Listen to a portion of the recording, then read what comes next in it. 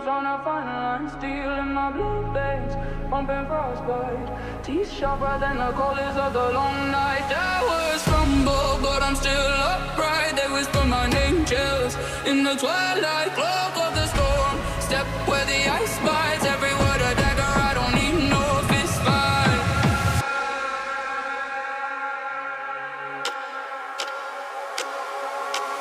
Ice queen rain, they all bow low. Crown so heavy, but I let it glow. Frozen heart, but the fire won't show. Who's in control? They already know.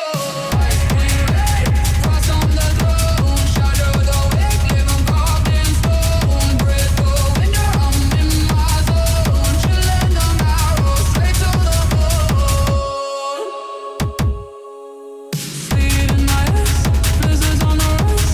Shards in my soul, they can read my skies. Whispers in the wind, secrets in disguise. Kings fall silent when they hear my cries. Glaciers shift under every stride. Worlds collapse, but I don't confide. And I may crumble, let 'em run and hide. I'm the avalanche and they can't survive.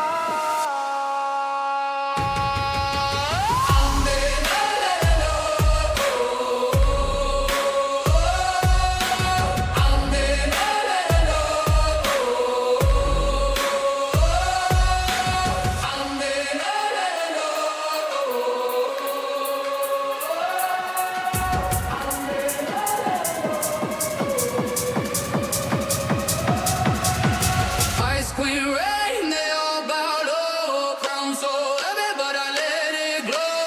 Frozen heart, but the fire won't show. Who's in control? They already know. Ice queen rain, frost on the throne. Shatter the wake, live on carved in stone. Break the winter, I'm in my zone. Chilling the marrow, straight to the bone.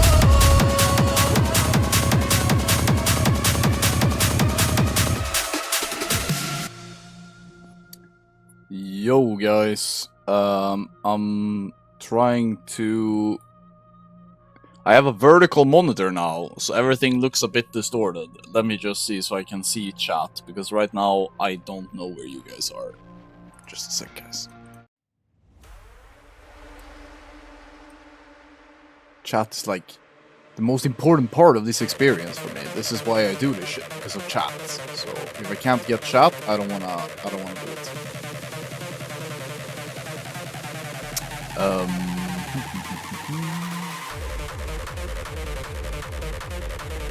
Okay.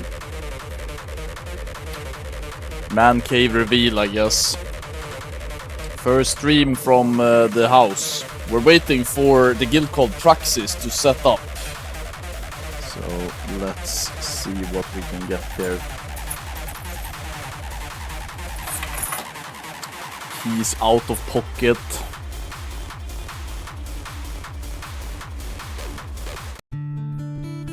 Alright.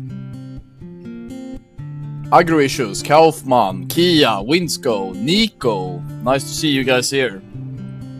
You guys are a huge part of why I do this, to have people come back and say hi. I think you guys should see me now. I don't know if you can or not, but I hope you can. Oh, what the fuck this is? Can move that. Let's move. Need a fucking Corsair logo all over. Yo! Where is chat though? Oh, there it is. It looks kind of neat actually.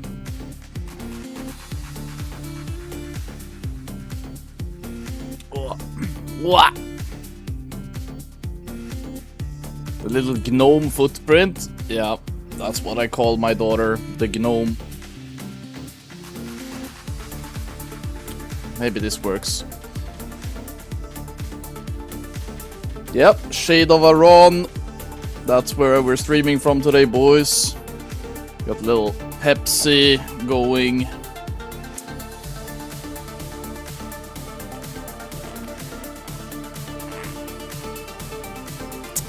Okay.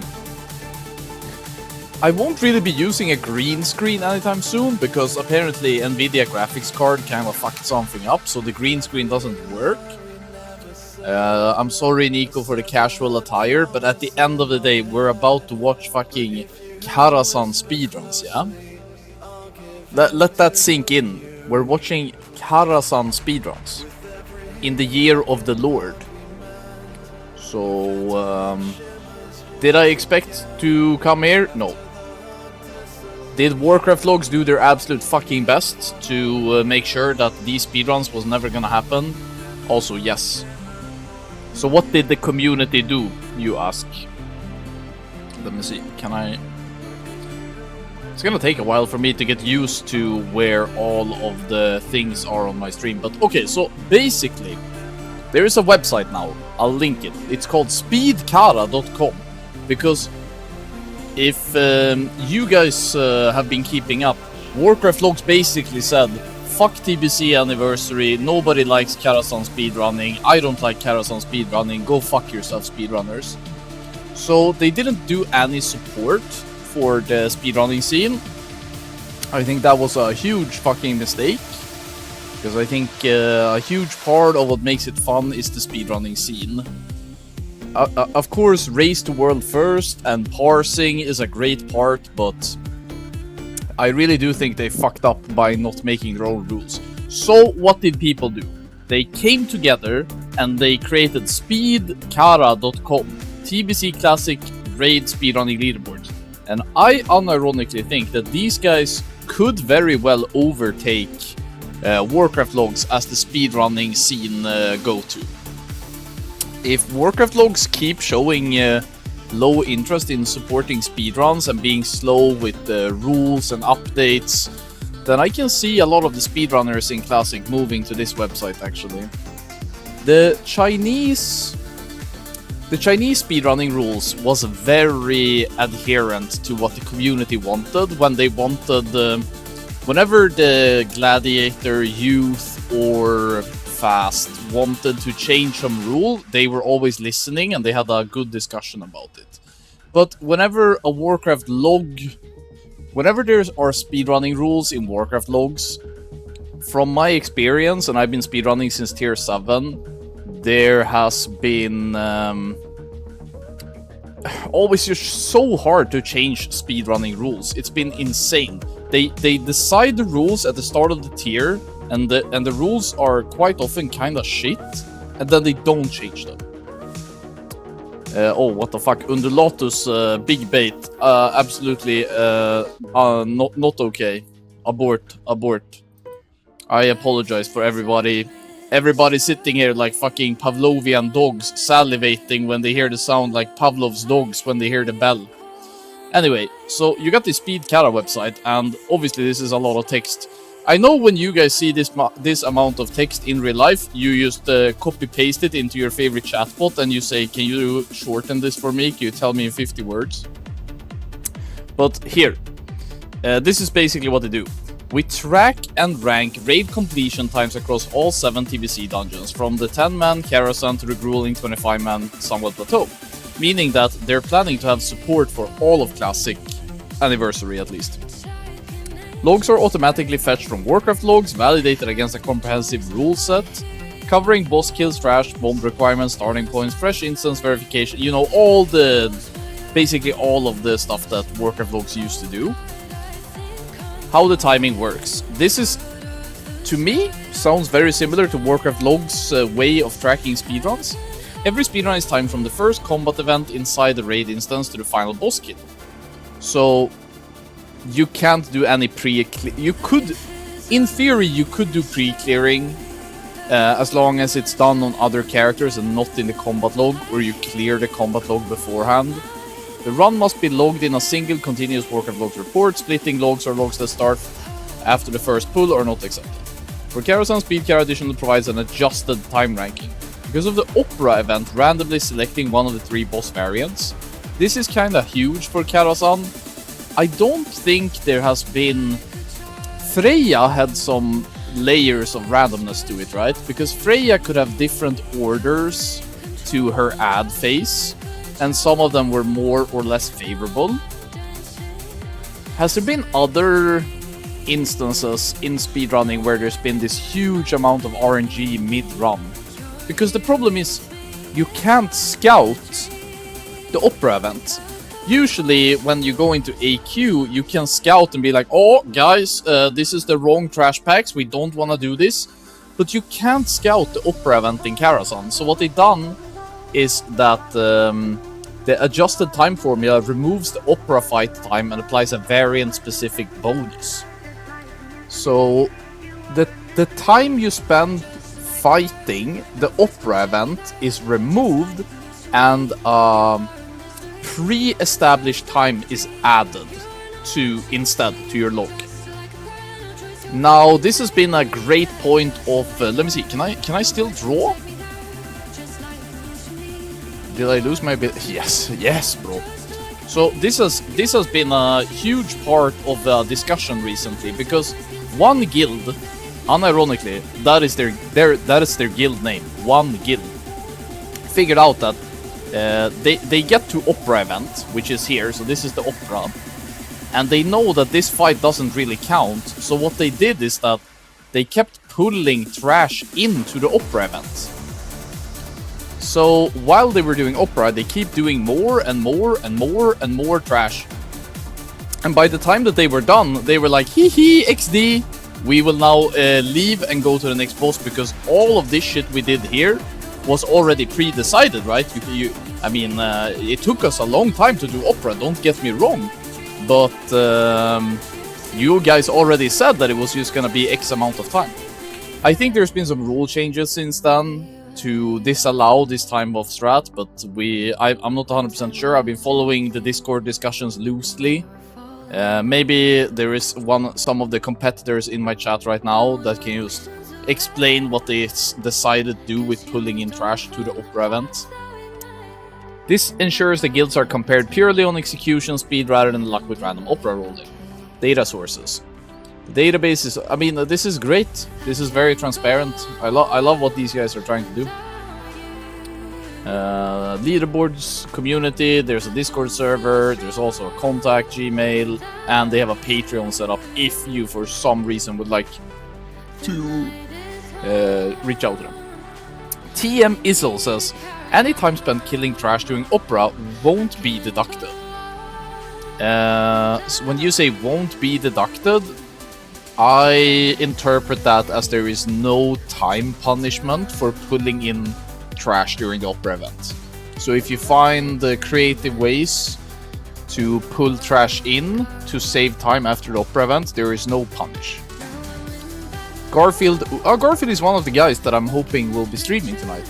Every second of having extra trash during the opera fight gets added back to the final time. Okay, so that does sound like a semi-punishment. Green Police asks, why is our man sitting in a Hogwarts library? Well, today, my friend, is the first time that I am streaming from my new house. Nord says, oh my god, it is Anfal, my favorite Swede. Your favorite Swede? I mean, there's plenty of Swedes that could be your favorite. I'm honored to be considered. Let me see, I haven't properly explored this website, I must say. Submit check log, there's a Discord, webhook. I guess you can get some alerts going. Here we have the current leaderboards, which is one guild. We're gonna check out these guys soon. Then we got Eternal. Then we got the guys that we will be watching tonight called Praxis. Now, I'm gonna sound very ignorant and very elitist now, but I vaguely remember the guild name Praxis. I have seen that name before. They haven't been competitive, they haven't been rank 1, but I have seen that name. Do we have any Praxis historians in my chat that can just, like, briefly tell me if... is this a new community, or has this community been around in Classic? They were rank 1 in SOD. I mean, look. If you win Sunday League football, you are still technically a champion. It's just... it's good that you clarify which level of competition we're talking about here. They went hard in SOD. Okay, maybe that is where I've seen them, because I covered a little bit of SOD early on, but then I kind of transitioned away. Let me see. One guild. At the end of the day, they are almost 3 minutes ahead, kind of goated status. Here's the YouTube link, very similar to Warcraft logs. I love these colors. It gives me a dopamine spike. I don't know how do you say this? How sensitive these comp is. But it sounds like Praxis are playing 1 more melee compared to these guys playing 2 more ranged. But these healer and ranged, I assume is wrong. Let's try to see if the compare stuff is working. Search guild name here. 1 guild. 1 guild. That's the record, right? No, they did a 35, no? This is amazing. Or, wait, what the fuck? This is sick. 1 guild. I can just look them up and I have all of their registered time. What? That's crazy. April 10th, 3 days ago. Let's take that time. Valid? Okay. Did I take it right? And then we take Praxis. Yeah, this time seems fast. Okay. Comparison of 2 rounds. Okay, this is after the recount. Yeah, it's showing the raw time. Okay. Okay, very nice. 5. This is what the fucking speedrunning break. This is how you make data mined insights for people like me. When I'm sitting and yapping before a speedrun, this type of shit I like. We can sit there and go over data, and I can spit my heavily opinionated opinion about the data. This is fucking sick. I love this. This is a nice nice thing that I think Warcraft logs was really fucking shit at. No flame, but go fuck yourself, Warcraft logs sometimes. Okay, so I guess the red is indicating the splits. So, for example, the time combat spent on Ataman, it's green for this side. Oh fuck, that's a fast Ataman. And then you have the trash segment time, which was in favor of Praxis, and you can see them trading a little bit of back and forth. Very strong mid section here by 1 guild. Bosu says, this is actually so good, I can look past the obviously AI generated UI. Bro, I don't care if this shit is vibe coded, I don't care how many tokens some guy spent on making this website. I'm gonna be frank, I don't even think too much about how many trees in the Amazon that is probably gonna have to burn to keep this type of token generation going. This is sick. I love this. What does this number mean? Deaths? What? 1, 1, 1. Okay, that's the total. I'm like, did they have 7 people die here at the end? But no. Dude, the way that it also tracks where people died throughout the run, it looks like the trash leading up to the Opera Hall is risky for both guilds. Just judging by this. It's kind of whack that they did Prince Malkisar 24 seconds faster than Praxis, and they had 2 deaths. What the fuck is that? Okay, can I see the players? Yo, copy cumulative kill times as a Lua table for weak auras? Is that to be able to just make a speedrunning weak aura? You just import it into the speedrunning API? So you just click here and you have that guild's times running? That's so fucking clean! Clean!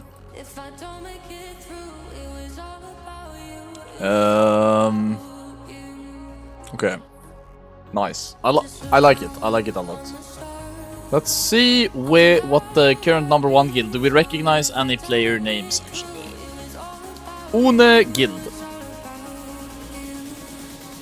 Oh my god. Just give me the fucking Warcraft logs link. There it is. Wait. I hear ads? Why do I hear ads? Hold up. I thought I had Twitch Turbo. Give me a second, guys. Activating Twitch Turbo.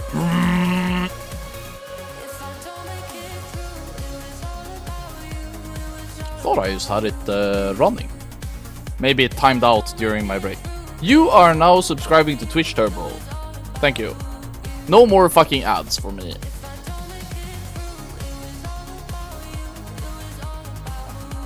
It looks like one of the guys that we are going to be watching today are having some kind of crazy...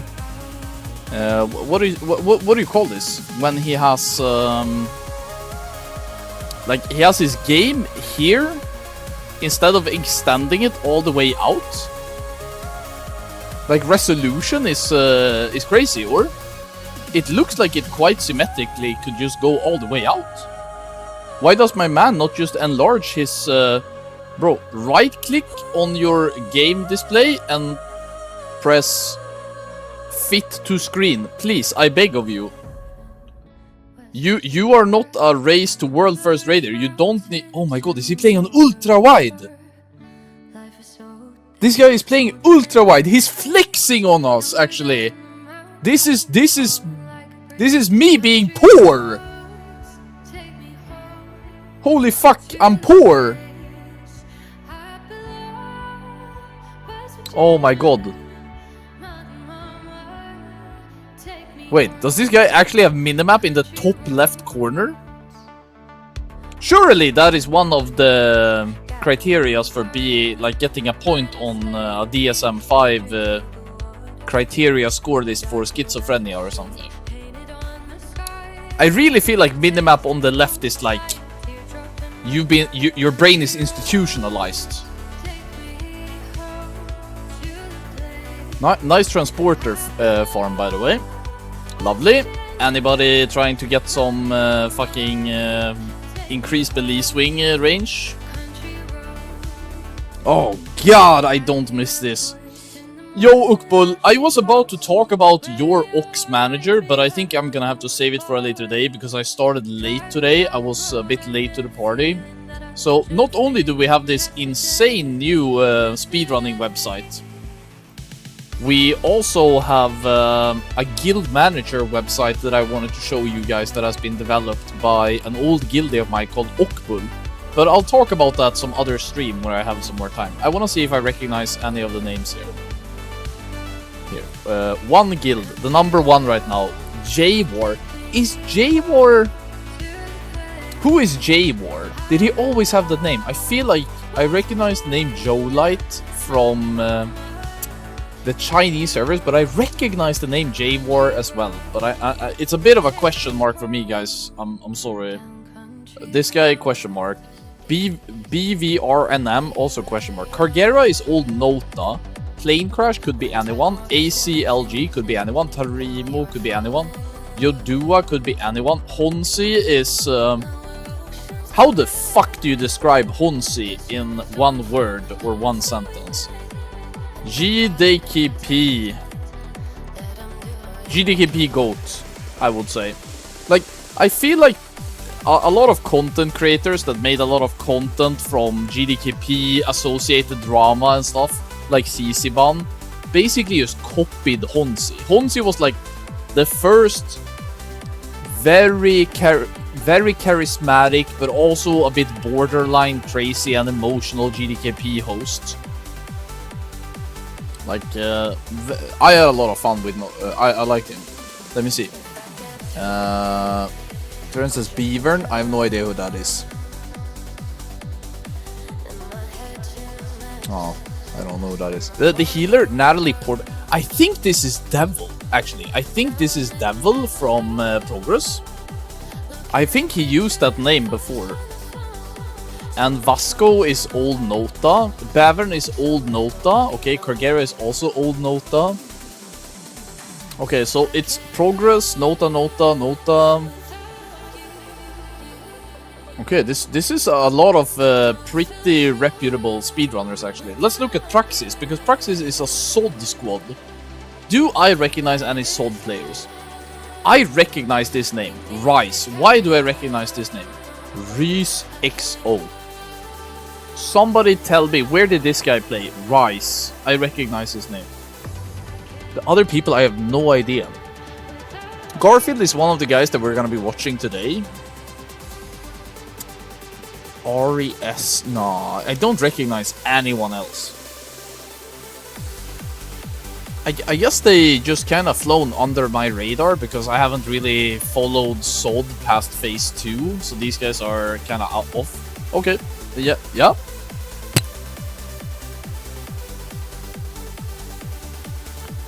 My wife wants to go to the bathroom, so she wants me to hold the baby. Hey, you guys want to see Flora? She is now living in a house. Flora, come say hi to chat. Oh, hey. Oi. Hey. Oi. You're cold. You've been outside. Okay. Look at all the colors. All the pretty colors. Let's see. What do we have? Ding, ding, ding, ding, ding. Oh, my boy got torrent mail. Isn't that what you want? I think torrent mail is what you're fishing for. Hell yeah, torrent mail. And this is Garfield, right? He's a warlock? No, he's a mage.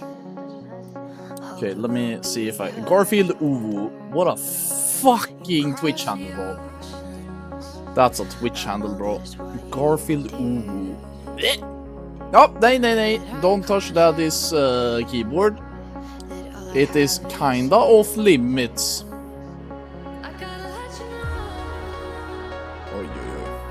This is fucked. There you go, that's Garfield POV. And this is easy.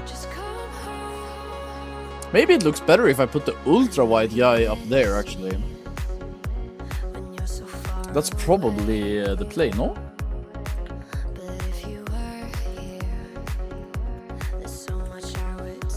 Easy play. Sorry guys for setting up right now. I've never watched these guys prior to today. So let's pause this. Let's bring this back. Yeah, this guy has more. Yeah. And then we do a little bit of this, and we do a little bit of that. So, in DPS, it doesn't matter what your actual number is. All that matters is what you identify as. If you identify as 15k DPS, in my eyes, I would treat you as if you're 15k DPS. Yo, somebody showing love or what? Sentai, congrats on the house, man. Thank you, dude. I appreciate that. Seems like they're still setting up outside of Karazhan. Oh, Daddy's got people who appreciate him, Flora. Would you look at that? It's not just you and Mom. Good vibes, good vibes. Yeah. She is 10 months old now. She's starting to stand up by herself, but she hasn't really walked by herself yet. You wanna eat Daddy's headset? Of course you do. Very tempting, of course. Yeah, nice to see so many familiar names in chat, by the way. It's nice to see that many of you. Last time that I was streaming, I think was Easter, right? I was broadcasting the Phase 3 Race to World First in China. I had a blast trying to set up on my mom's computer, which is a terrible little laptop that was dying on me constantly.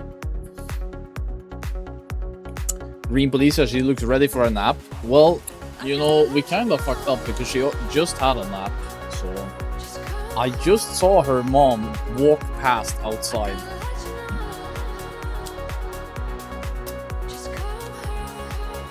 The little gnome foot that we have here, that's her when she was like just a few days ago. If it's a bit muscle now.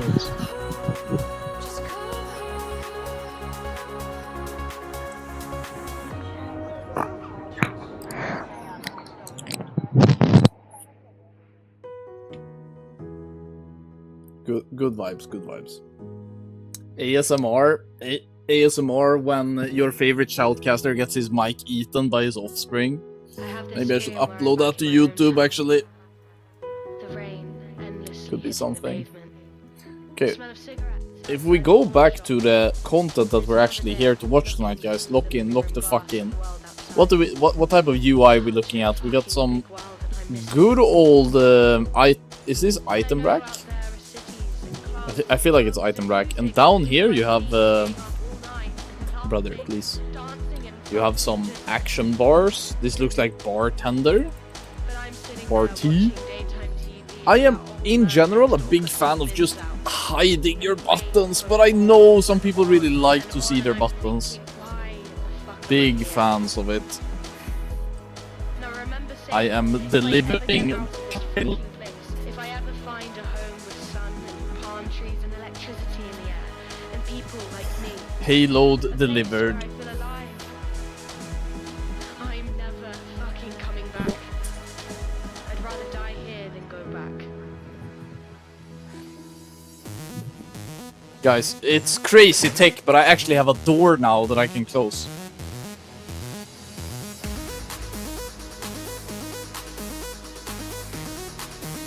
User 404 real. Yeah, that doesn't sound like a throwaway account. That sounds like that guy's real Twitch handle, guys. First message ever in my chat also. Saying coping from Praxis is Honsi's #1 enhanced target. I don't understand. Coping from Praxis. So apparently the guys that we're watching tonight are copers. Is Honsi's #1 enhanced target?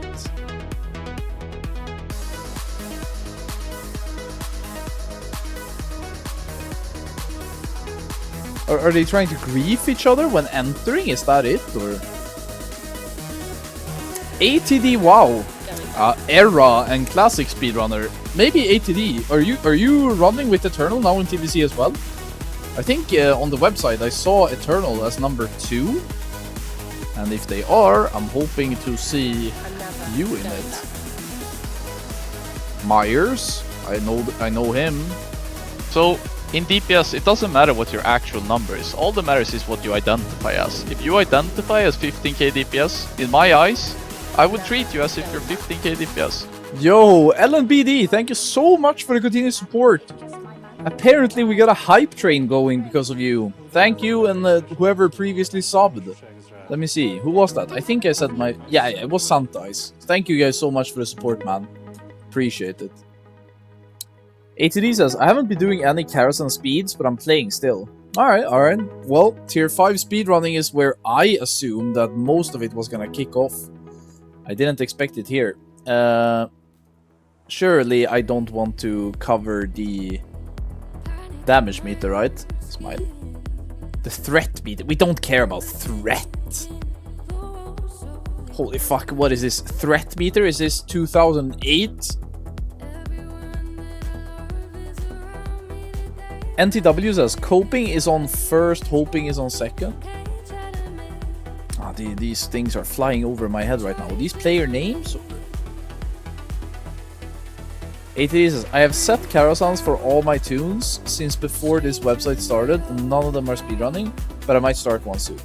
Well, I guess if people in your Karazhan groups still need gear from there to be beast for tier 5 release, then it makes sense that you're not speedrunning yet. What week are we in now, by the way?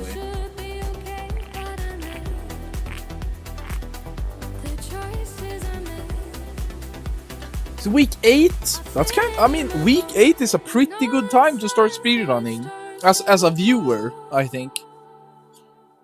It's been really painful when you have... I know a lot of people really hold things like tier 10 really high in regards, but you have to remember that we went from 0 to 5 to 10 to 15 to 20 to 25 to 30, and then we started speedrunning. So it was like 20 plus weeks to go from like... This was fine. 0% everybody was having fun. This was a vibe. But this shit right here, all the way up to 30, it's easy to forget how fucking despair this shit was. Like, this was so ass.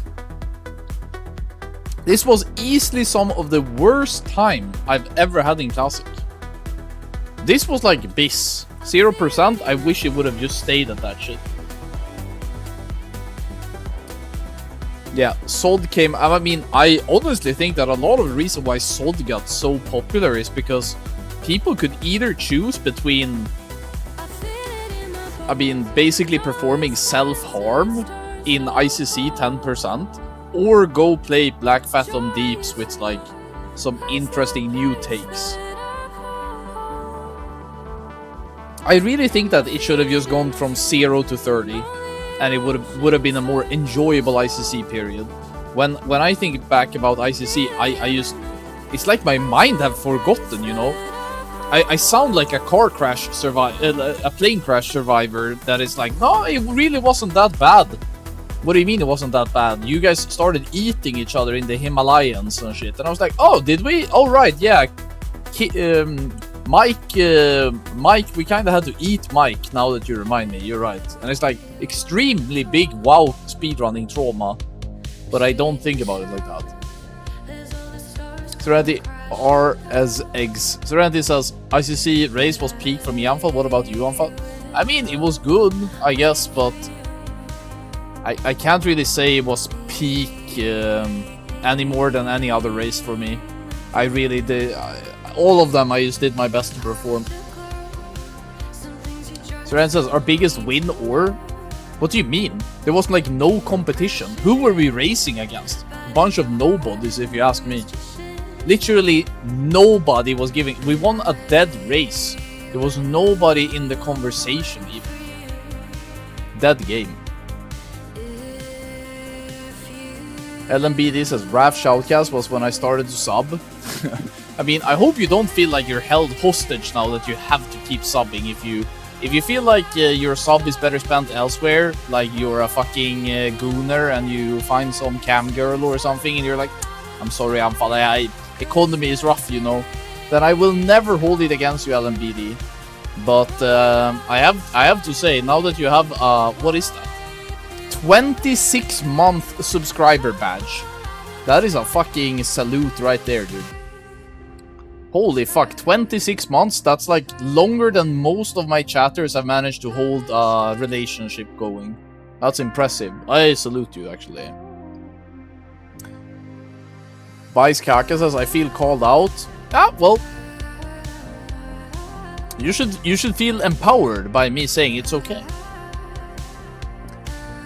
Berg says, hello, gamer dad. I am indeed gamer and I am indeed dad. I haven't played WoW in over 2 months though, so I don't know.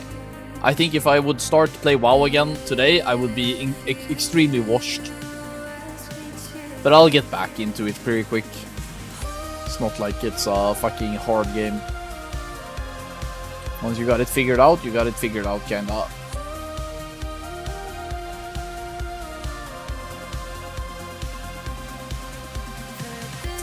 What are we drinking tonight, boys?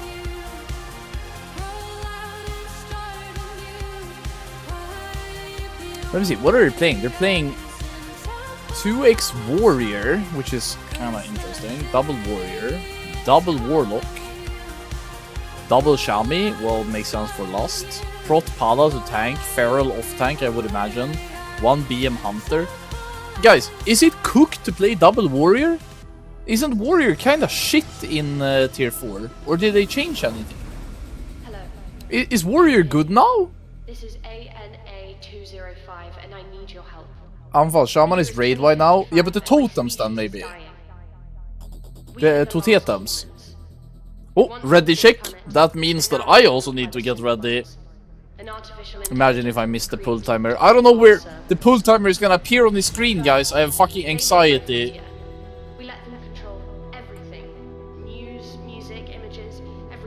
Where is the pull timer on the screen? I don't want to miss it. They had taken control. Original thought was outlawed. Creativity was punished.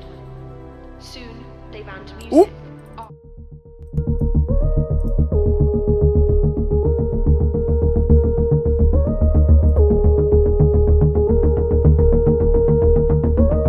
Guys, get your popcorn ready.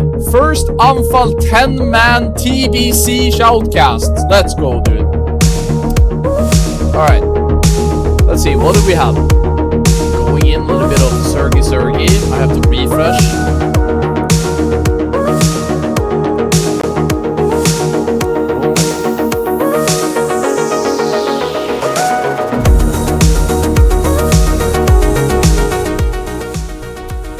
Nice. Alright.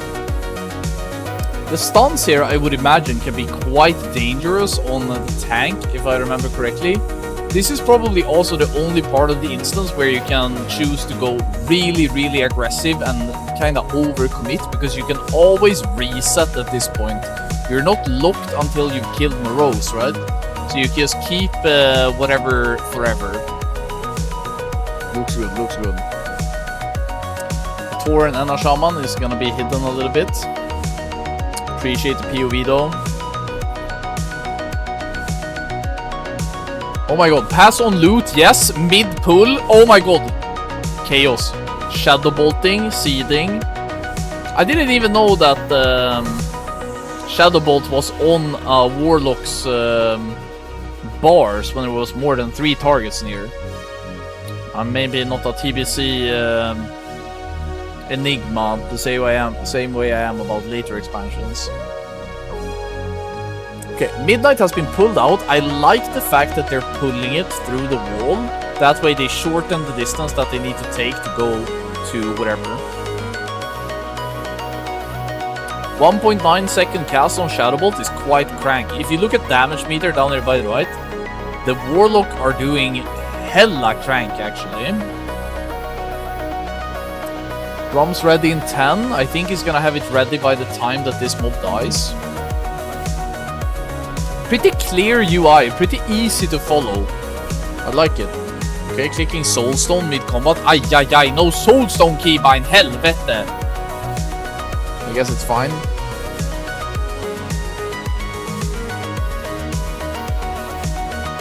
Nice shadow bolting though. Don't disrespect the shadow bolts. Insane rotation gameplay actually. You can see that shadow bolt is bound to 1, seed on 3, and that's honestly it, guys. Yeah, that's all you need. Okay, Atman getting dragged now. Ooh. Okay, let me see the timer. Okay, plus 30. What the fuck, dude? Is it because of the aggressive dragging? Have I been baited? Or maybe their first run is just dog shit, or? I don't know, this is the first I've ever watched. Let's see how aggressive they can be here. They lose maybe, I would say, plus 2 to 5 seconds there to the fact that they were kind of slow to pulling those mobs in. Paladin getting absolutely shafted. The Druid is dead, no combat rest. Shaman is dead. He's anking, he's back up. Hunter is dead. Holy dude. Ay. They got 2 people that they need to run in. They're down. Okay, this is Paladin bubble pulling right now. 8 seconds on the bubble. The current world record has 5 deaths, guys. So there are no perfect pulls yet. But holy dude. No BM buff, no feral buff. The melee group is fucking suffering. Holy shit, the Protpala. 8k DPS on that pull.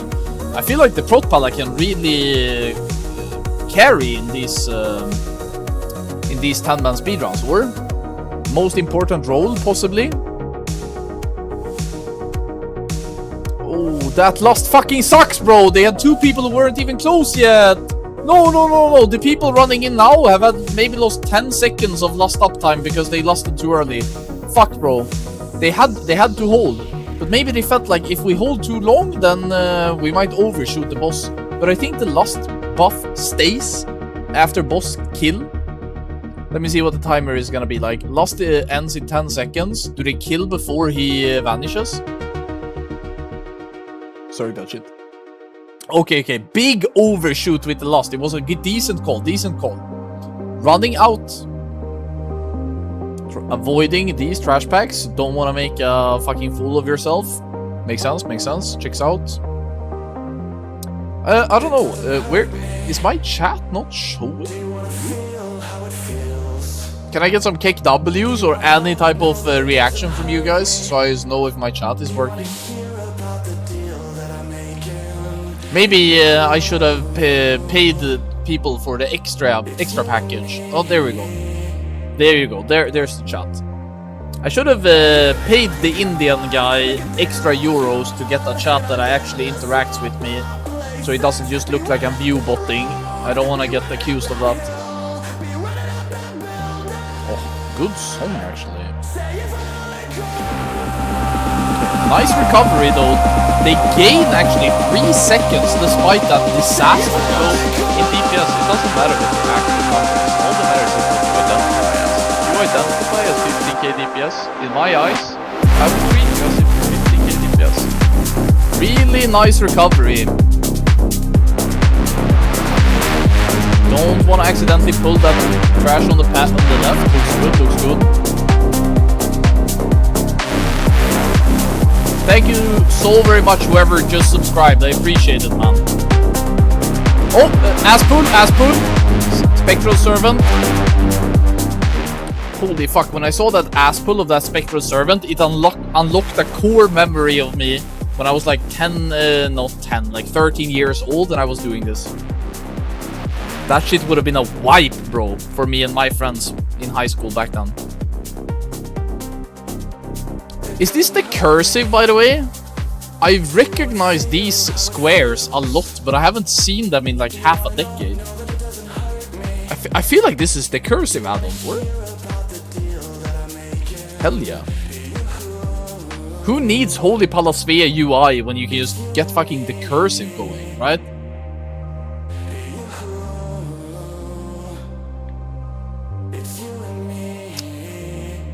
Okay. It's gonna be very interesting to see what the time is gonna be after Maiden. We know that the current world record, I have checked the comparison later, but I think they also had a death around this segment. Nicely done. Are they drink walking? I believe that they are drink walking.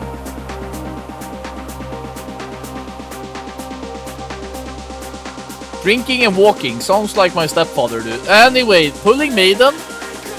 Do we have boss timers anywhere here? I don't see anything. Repentance, up here. Okay. Oh my god, did you guys see that step to the right that the Warlock did after a cast? That's insane tech, actually. Oh, no, a global spent on life tapping is one less Shadow Bolt. Unplayable. I think this Warlock is kind of shaking, or... Okay.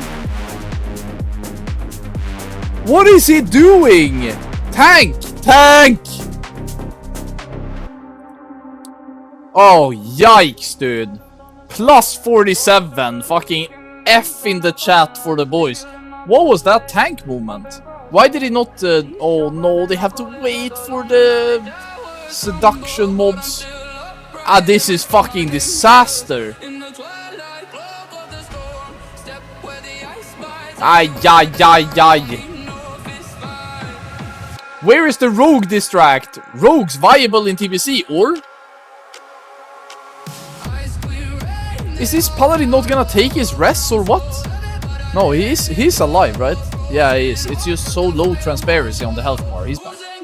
Okay, this upcoming trash pack could be interesting. I wanna see what they do here. They've had way too many deaths to keep pace.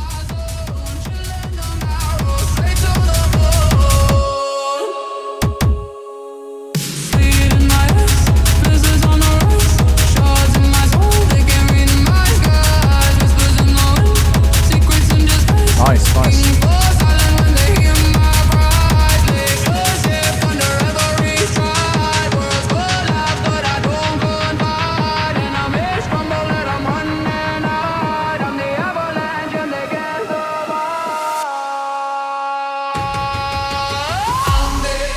I find some of the trinket choices to be of interest. I believe that this trinket down here is from Naxxramas, right? It's the one that gives increased spell power against undead.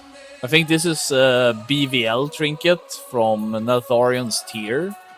This is Quagmiran's. Makes sense.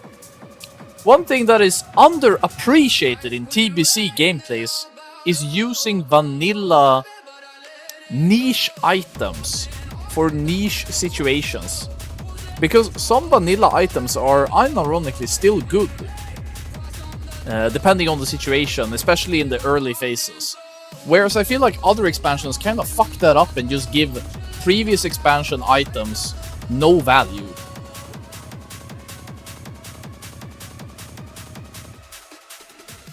I find these little highlights here, this scene, to be of interest if it can be used on the opera event. If you tank these guys over by the door, does the light from the door go through the wall?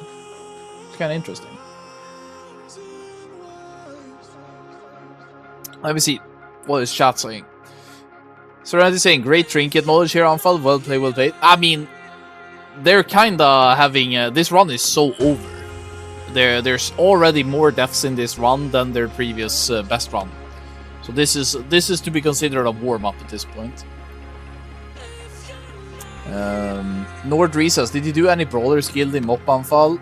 No. I mean, I did it before, but I haven't played Mop in almost 2 months now. I've been on a break. You're missing the most important trinket. Oh, you mean Gnomish cloaking device? I don't consider Gnomish cloaking device to be a vanilla trinket. This one is beast for speedrunning and races to world first forever. Fetish? This one for threat. The threat reduction from AQ, no? Nah, I don't think threat exists as a concept in TBC. If you over-aggro in TBC, the tank is shit. That is my opinion. Doesn't matter what class you play. Just blame the tank for being ass. Winsco says, Skull of Impending Doom, anyone? The thing about Skull of Impending Doom is that that trinket is decent. I mean, it's not a trinket. That offhand is kind of decent in TBC, but it just becomes too punishing to use later on, I think.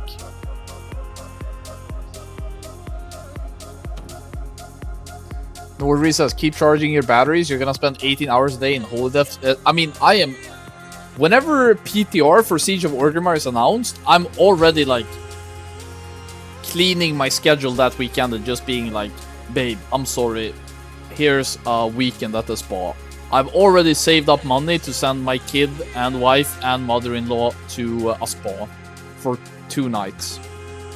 This is where your sub money goes, guys. Your sub money goes so that Anfal can get some peace of mind.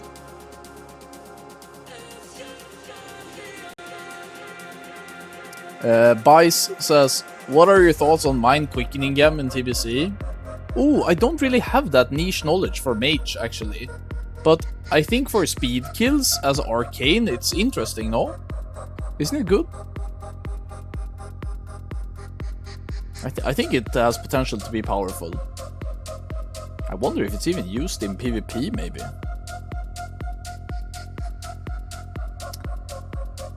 So, this Opera Hall, obviously it looks like they gained 19 seconds. But I don't think the in-game timer is reliable here.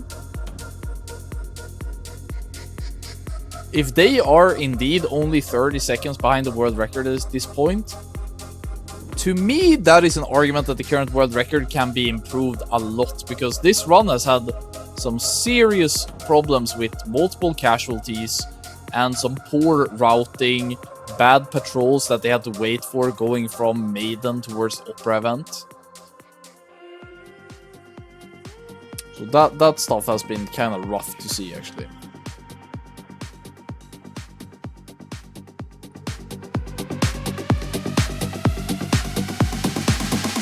Yeah, exactly. Exactly, Winsco. The way that the speedruns work here is that you can get either a really good or a terrible Opera event. So they normalized it somehow. So it's being defaulted, but I don't think it's being defaulted in the in-game timer, so to speak. The in-game timer is only really checking combat end, combat start type shit. So I think when the... No, I don't really think we're gonna get any exact timing until it's uploaded, actually. I don't think. I noticed now that during my move, me moving here, my mouse pad got really damaged. I'm kind of sad by that. But whatever, I guess. It's a bit so. Doesn't one guild have a 35-minute run, by the way? They do, but this 37-39 is based on the in-game raw time, but the 35 is based on the adjusted time because of things like the opera events. It's a bit fucked. Are you allowed a proper chair in this man cave? I am actually.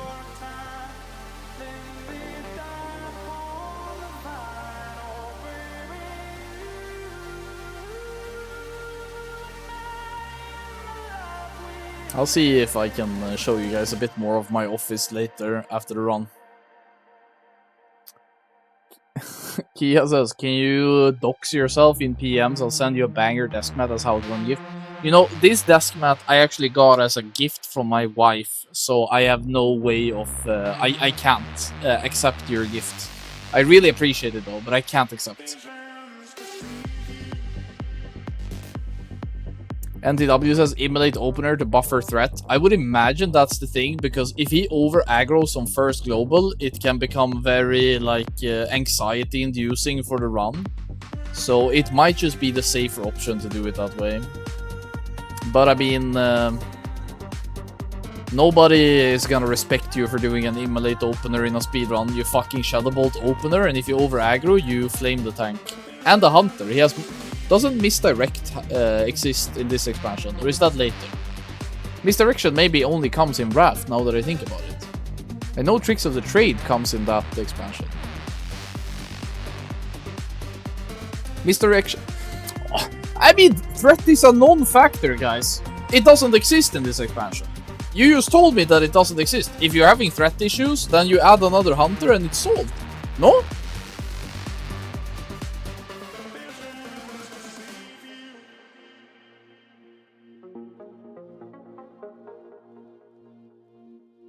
It is in, but it's on a 2-minute CD. Oh no, you need to have a spreadsheet for assigning misdirects? Fuck, dude. Okay, it's maybe shit, but at the end of the day... Oh, is he supposed to do that? You can't kill the boss before this second air phase, can you? You have to actually do this phase.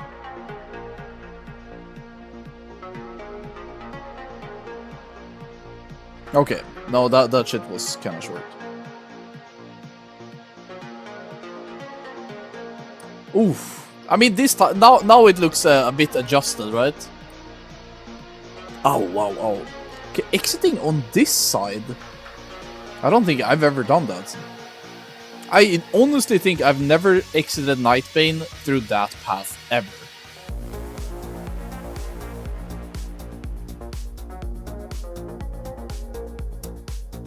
Bai says, user plays all DPS with auto hotkeying hunters. Is auto hotkeying as a hunter still a thing? Are people still doing that? Why not just play it like a regular... like? It's not that hard to script, to play it without scripts. It just sounds very unrewarding. Big Burley says, most hunters are scripting now. I mean, it's very easily accessible. I understand that. But it's just not that fun, or?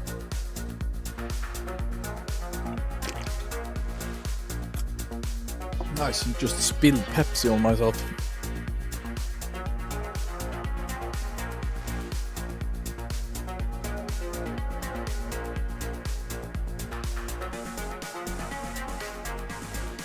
Kia says, we world first this as a 9-man back in the day. Different breed of players. It's always good when you have to toot yourself and be like, bro, I achieved this. We were just a different breed of players back then. Not to take anything away from your achievement back then, but honestly, I think the players back then were really good, but I think the players of today are standing on the shoulders of previous giants. So all of the things that previous generation of TBC players have figured out, the current generation are kind of building on top of it. I think the thing that was most impressive about the 9-man Karazhan was the fact that you guys just didn't fucking sleep. And the leveling was impressive, but doing Karazhan? Not so much. Goshak says, what are those books behind you? I mean, a lot of them are... I mean, all of them are... has been in the family for a long time. I haven't read them, obviously. A lot of them are completely unreadable. They are mostly just decorations. But some of them I have read, actually. Like, this is the Swedish law book. And I have some of the important laws that are of relevance to me for different situations I've been in. Even though I don't practice or law, I find it to be very enlightening to learn about the Swedish governance. So I read it for fun sometimes. So I have some books like that. What else do I have? I have this. I found in the attic.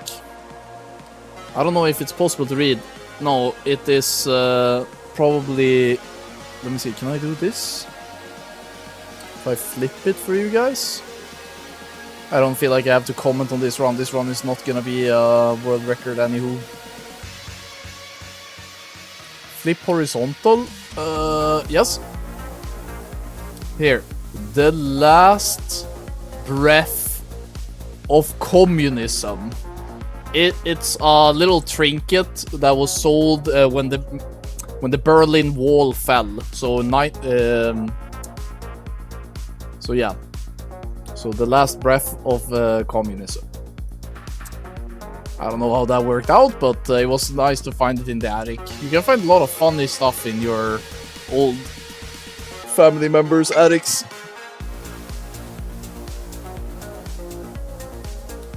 O.A. Wallin says, Anki's reading pages instead of ChatGPT. I know. I should just ask a chatbot to tell me what the law is. I shouldn't be reading myself. It's a mistake. Do I have any other trinkets that I want to show you? I have more stuff up here in the wall. I have, not really that much interesting. I have pictures of my daughter. And Swedish history books. Show the big dick Corsair keyboard. I haven't hooked it up yet, bro. But yes, I have a big fucking keyboard incoming. Dave says, what is this reading books you're talking about? It's apparently some old ancient practice that humans were doing like way back before we had access to cooler ways of... You know what, actually? The Greeks consider the written words. This is a really interesting take. The Greeks had a lot of interesting takes. A lot of them were shit, but this one is interesting. In academia nowadays, we talk about students using large language models and different AI generating text as making them dumber.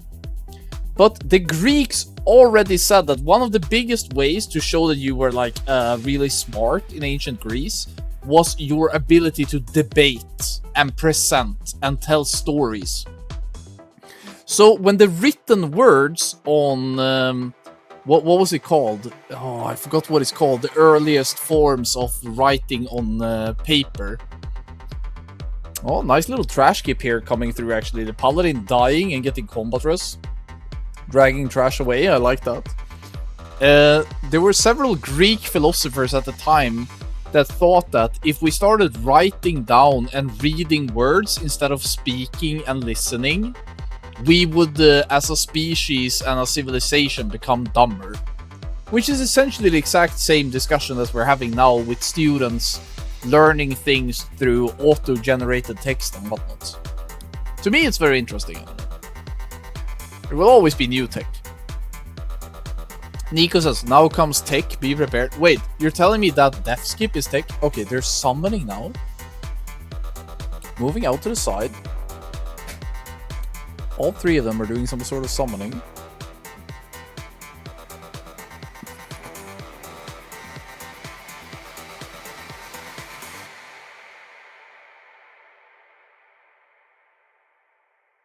I'm curious to see. Sorry, my wife needed to speak to me. I didn't quite catch what they were doing there. Unlucky.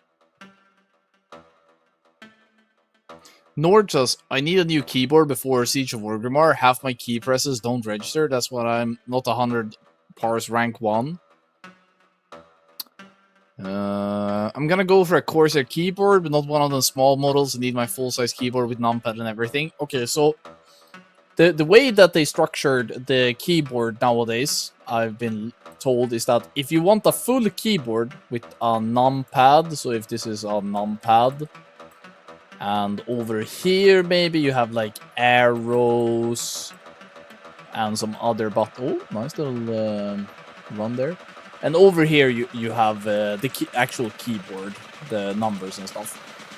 If you go for, this is called a 60 or a 65 if you go for that, 60 or a 65. If you add the arrows, I'm very oversimplifying now, you get a 70. And if you go for a full, you go for 100. So for example, if you go for a keyboard that is called K70, the K70 is gonna end here. But if you go for a keyboard that is called, I don't know, T100, the keyboard is gonna end all the way out here. So this is a way that you can think about it very simplistically.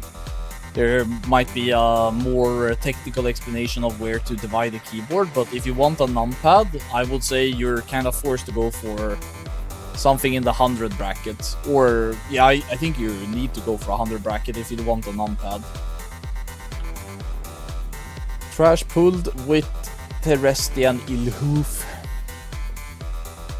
I think Danny R's suggestion is a good keyboard. I personally really love the 70s and 60s keyboard. Those are the ones I have that I like.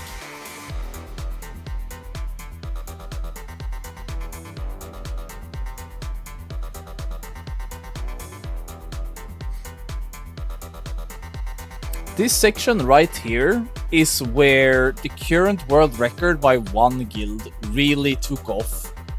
Prior to Curator, it was kind of going back and forth between one guild and the Praxis personal best.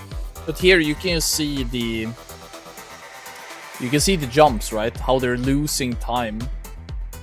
I find the Opera Hall to Nightbane to be kind of hard to make any assumptions of, because you're gonna have to look at the adjusted time. But I think these ones are the ones that matter.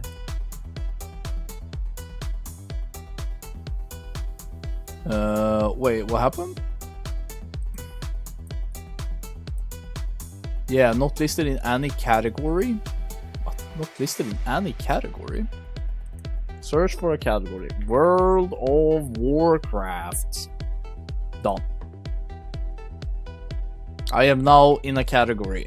Maybe I should have put in real life streaming, actually, because I am not really doing much shoutcasting of this run, because this run is over. Oh my god. Not to flame T-missile there, but there was a movement there that really caused my speedrunning nerves to ache. Shadow Priest. The way that I think about Shadow Priest in TBC is that they are a glorified mana potion for the rest of the group. Am I correct in this? Or is Shadow Priest actually viable? No, I'm looking at the damage meter. They're actually shit. They're doing shit. Okay. They are a super mana potion. Got it. It must be painful to play Shadow Priest and know that my only excuse for being here is allowing a couple more globals from my warlocks before they need to press life tap. Oh, this is so disastrous for a speedrun, dude. Can you not walk out of that flame wealth when the combat ends, or can it explode still? Do you have to wait it out? Shadow vulnerability though? Okay, but shadow vulnerability actually is a pretty decent excuse for bringing them. If you're gonna bring warlocks, then you're kinda forced to bring a shadow priest in this expansion. But do you need to bring a warlock is the question. I feel like on many of the big trash pulls, like here, it's 4 targets. 4 targets is very nice for warriors. If you look at damage done here, One of the warlocks is keeping up nicely, but the prot paladin and warrior are kind of doing good on these amount of targets, right? Like 4 to 5 targets. I feel like warlock stack is kind of overrated. But if it goes beyond 5, then it's obviously warlock stack is really good. So maybe you could just say fuck off to the shadow priest and double warlock if you're gonna do pulls like this. But if you're gonna go for really big, insane pulls, then seed is probably too good, right?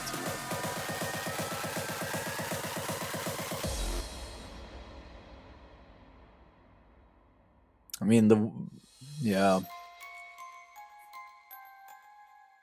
That could be meta, I guess.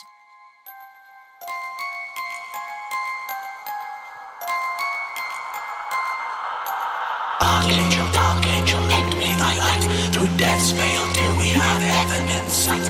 Archangel, Archangel, let me thy light through death's veil till we have heaven in sight. I want to see what they do here. Are you just gonna skip? Yeah, this is gnomish, right? That was nice. Nobody fucking up either.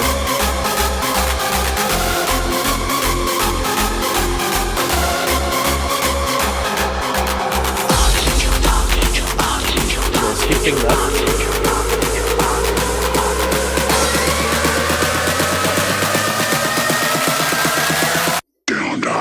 What?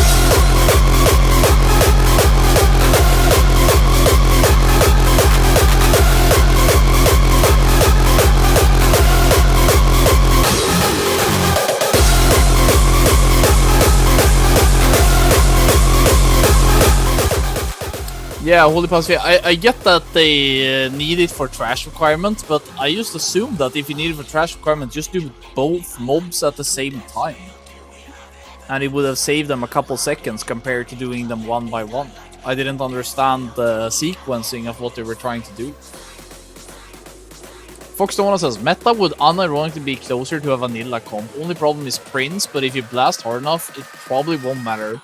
You play 4 warriors, 1 and fuck the feral and the hunter. That could be pretty interesting. Is Dragonspine Trophy still like very hard to get? Or does everybody have a Dragonspine Trophy these days? I don't know how the game works without GDKP. How the fuck do you gear your characters? 30 plus splits and 2 DSTs for us. Yeah, I mean, I feel like DST is... It's like finding gold. When you're going out with a pickaxe and being like, oh, I'm probably just gonna pickaxe this fucking mountain. Oh, struck a vein of gold.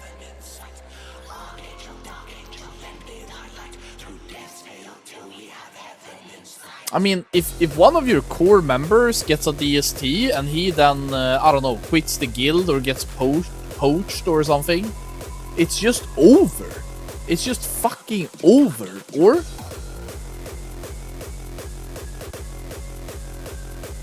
So, in DPS, it doesn't matter what your actual number is. All that matters is what you identify as. If you identify as 15k DPS, in my eyes, I would treat you as if you're 15k DPS. Yo, Nord! Being generous. Gifting a sub to a little special someone named Holy Death.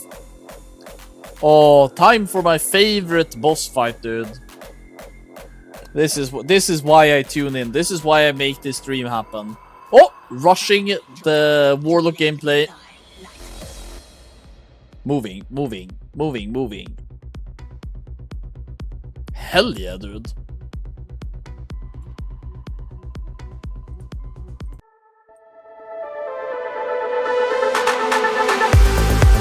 Blasting thing.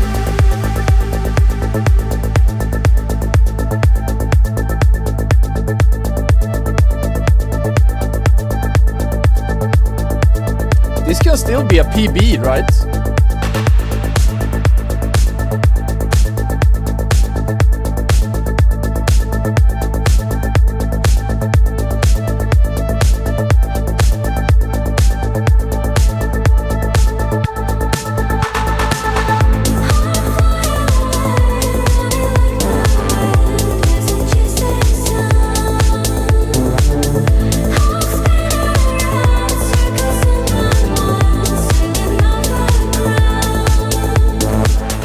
Dave the Cave asks a really interesting question. I guess it depends on the rules. So what he's saying is that when you're exiting the room with all of these guys that you're gnomishing past, right? You're gnomishing past all of this. What you do is that you split into Team A, and Team A goes and do Nether Spite. This is Nether Spite.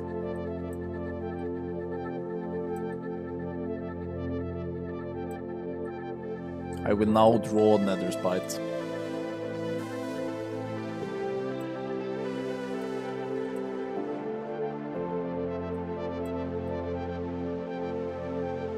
This is Nether Spite. So you send 8 people. What you do here is that you jump down with 2 people. You call them Team B. And you send them to do chess event instead. I think if you have 2 overlapping encounter starts, then maybe that is considered an illegal move by this rule set. I think it would be hot. I think this will be cool. Nice dragon drawing. Thank you. I am very happy with it, actually. I felt like I really nailed the 3D aesthetic of the nostrils, actually. My proudest moment of that drawing.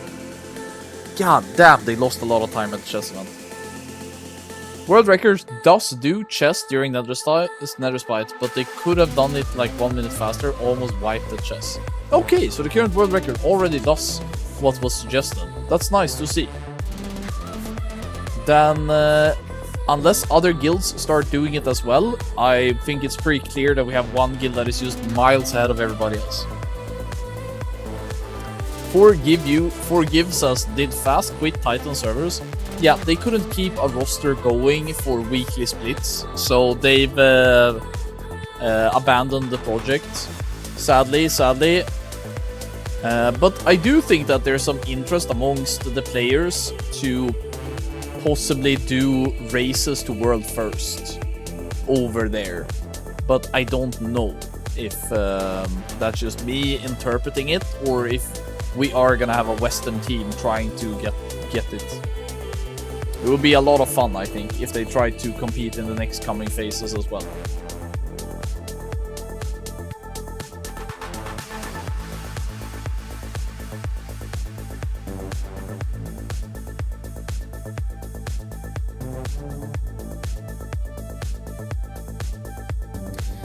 Yeah, Green Police. They have to play to some... Oh my god! They have to play to some extent, but it's much easier to gear one group than speedrunning with 3 rosters, if you know what I'm saying. It's less of a commitment, so maybe it's possible. Yeah. Clicking pot, clicking soulstone.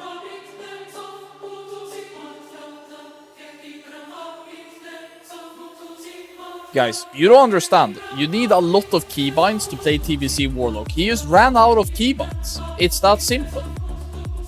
There is no possible combinations on his keyboard left for pot and soulstone, because everything else is preoccupied by this very, very exhaustive rotation that Warlock has in this expansion. You can see it here. Down here, 1 Shadow Bolt, 3 Seed, 5 Corruption if you're moving, and Life Tap on F1. F1 is a crazy keybind, bro! F1 is insane! It's like cooking crystal meth in the fucking... in the desert, bro. It's insane cook. Destro doesn't even have instacast Corruption. Ah, okay. So you don't even need it. People use F1 binds. They are probably OSRS players. F1 is for targeting yourself. Do you find yourself often targeting yourself with F1? Oh fuck, I need to heal myself. F1. Isn't there like a smart heal function? F keys is for marking. That's what I use them for. F1 is skull. If F1 is not skull, you are cooked. You are misplaying. You've never led a group in your life.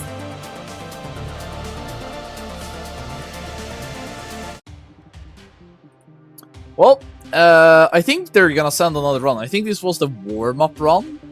The way that I was introduced to this is that they are gonna do another run.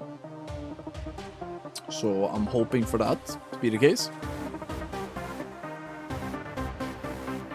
This was the alt run. Okay, okay, hype. Is it the same raid comp in the second run? I think the comp is fine. I just think that we saw some sloppy gameplay, but it could have been a gear issue as well, I would imagine. It's nice to see clone runs happening.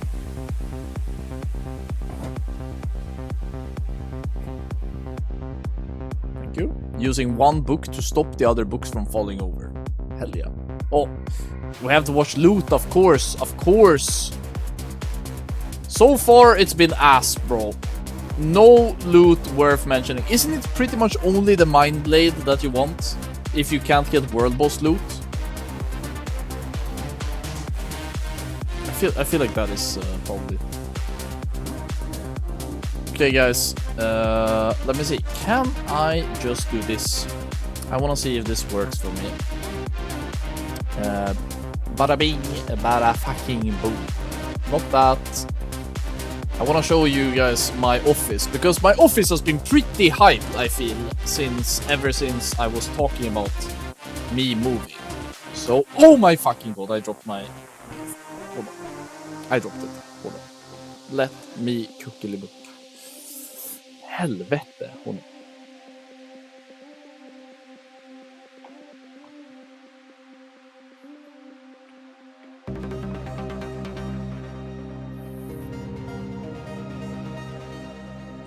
Why is it so hard? Am I just not fucking stupid? Yes, I am, but it's beside the point. Oh my lord.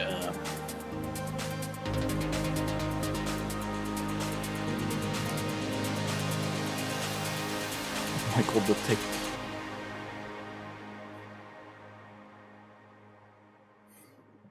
Okay, guys, I'm still not completely done with the office space, obviously. We moved in yesterday, yeah? So don't be an idiot, yeah? Wait. God damn it, why is this so hard? I'm so bad, I'm so bad. Oh my god, I disconnected my webcam. Fuck! Hold on. Source needs to be inserted into a USB 3.0. I didn't fucking change ports, did I? Hold on. Oh, true and real.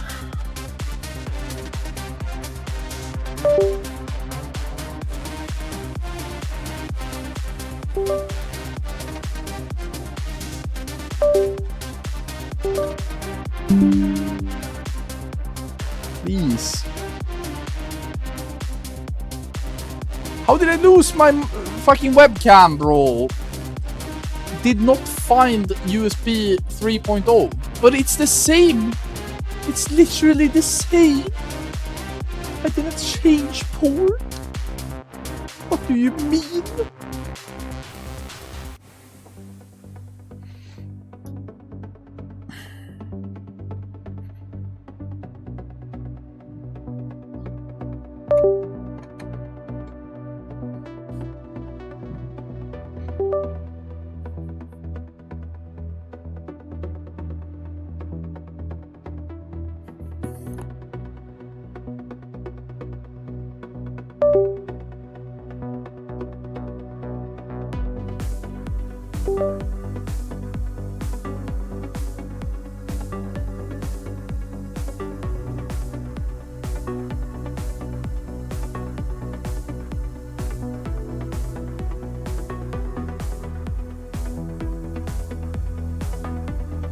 Oh my god, I think I'm kinda back. Let me see, can I do like this? Can I see my chat if I do this? That would be kinda nutty, actually.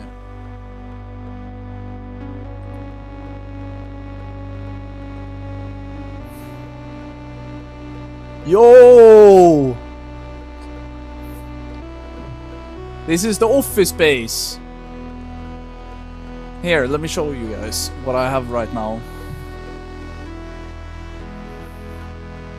So this is on the side of me, yeah. Down here I have a chessboard, so me and my wife can just.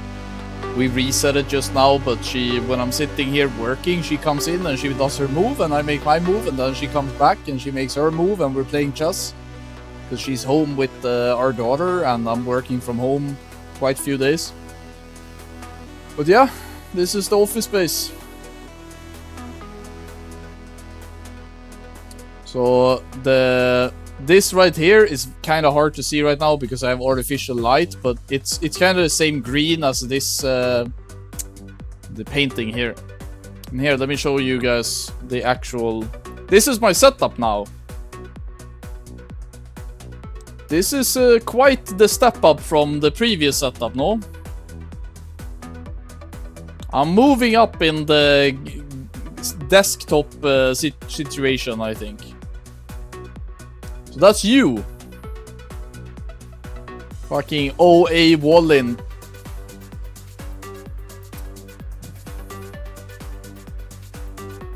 And yeah. And this is my chair now!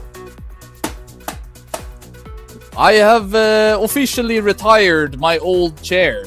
It is now instead in my daughter's room. When she doesn't want to sleep, I sit on it. And I'm like, I can sit there for 18 hours. You will not outlive me, daughter. So yeah.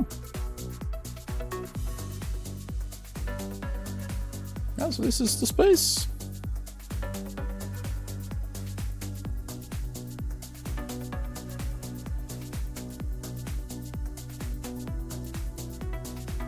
And yeah, and I can let's see if I fuck it up now. I think if I want to sit here and talk to you guys, and if I want to have interviews here, and if there's any Swedes that want to do a race to world first, like I'm not fucking kidding. If there's any Swedes that wants to do a race to world first, reach out to me and we can maybe hook it up so you can play it from my place, and I can have fucking interviews with the players afterwards. Windforce, pick up on this, dude. I know you're watching. How do you reach the books at the top? I need to stand on something. Obviously, I can't reach it. HPS can travel, surely. I mean, can definitely. It would be super fun to do something one day, for sure. But for him to bring his NASA computer and shit, I think that is a big fucking ask. I think it's easier for people living in the Stockholm area. Maybe Shoop? Maybe Shoop for Siege of Orgrimmar release. Come hang out.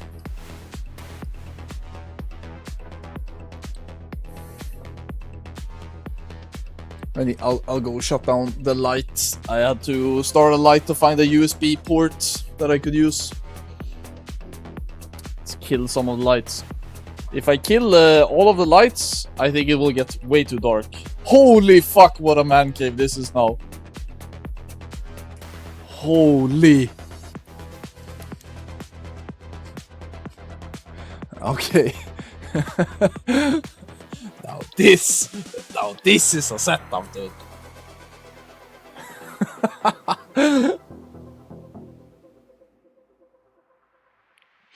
Boxdona says, inviting random strangers to your house in the woods, what could go wrong? Nah, I don't consider some of these people to be strangers. Oh, Gillis, I consider them to be friends. I met up with some of them. I need to start one of the lamps. Holy fuck, this was way too... Let me go grab myself a can of Pepsi.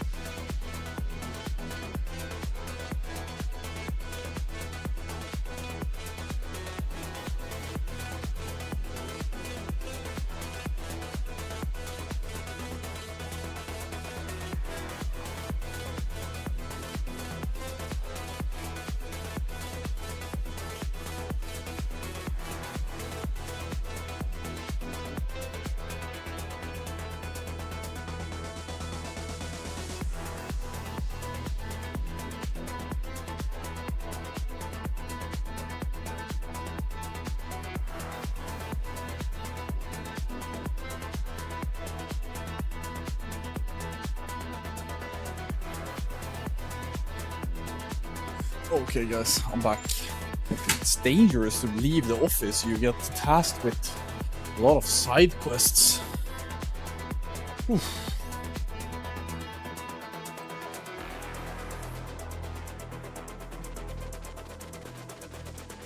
But yeah, figured I'll just show you guys since I've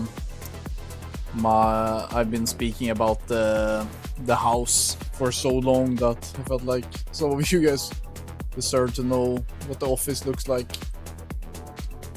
That's about all I'll show.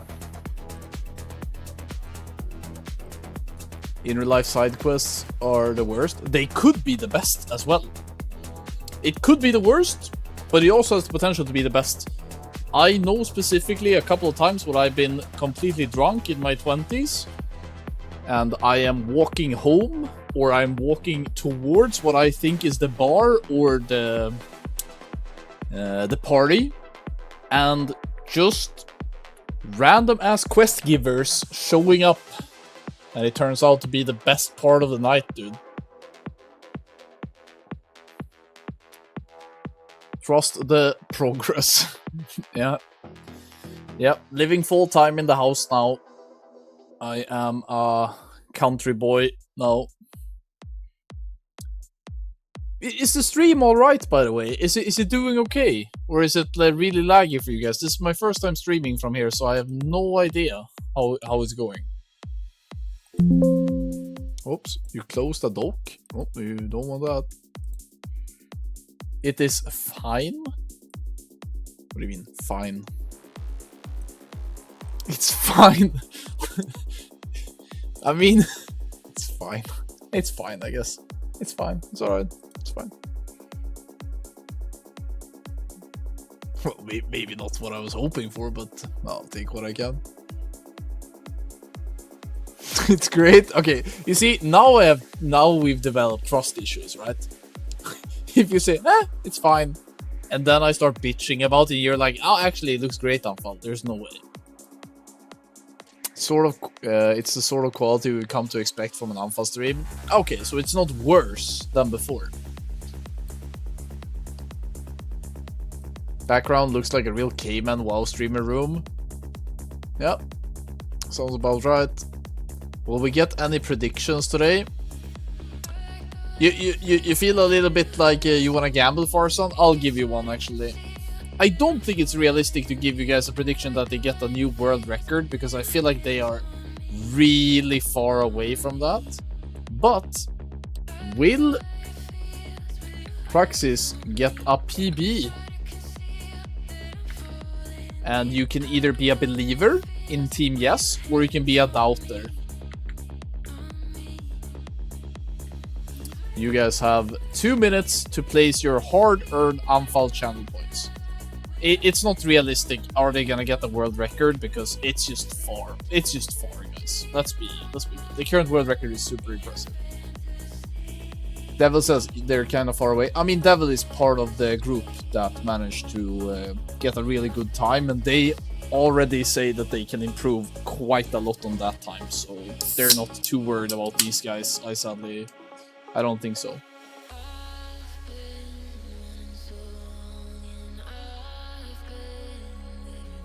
Second speedrun in a few, quick team prep. Donna says, the stream you're watching looks like it's a mix of 480 and 720 and very grayish color scheme. Not sure if that's your end or original stream. It looks pretty good on my end. Like, his stream quality looks good. So if it looks grainy, it could be on my end. How are the predictions coming along? We got 10k believing in a PB.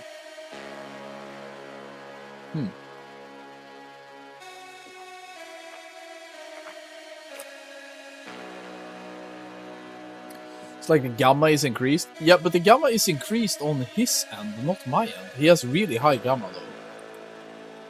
You think this is better? Should we watch the stream like this the entire run? Is this better for your eyes? Less gamma? I'm here to please, man. If you guys think this is a good way to watch their stream, we'll do it like this.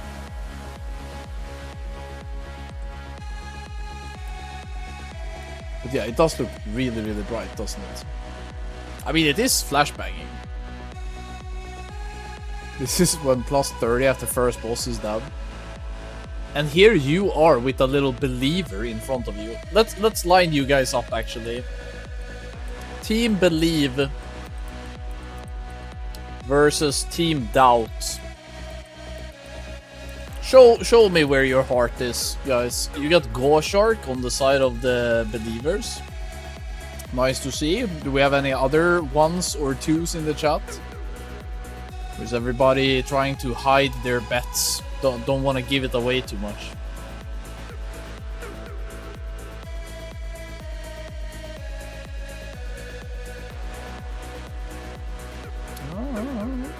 Farson, of course, Newman represent coming in.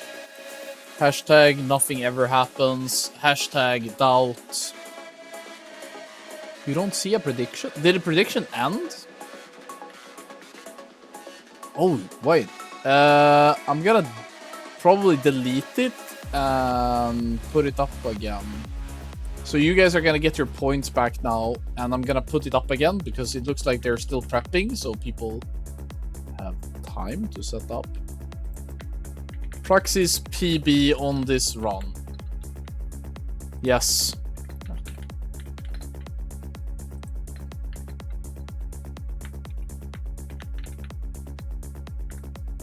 You guys have 5 minutes. Here you go.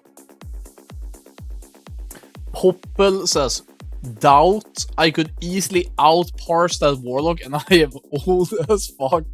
My man is flaming the guy we're watching while simultaneously giving himself some criticism of his own. That's crazy. Big Burly on the side of the Believers. Big B. Poppel, or obviously a hater, hate watching. Nobody believing in Praxis. Okay.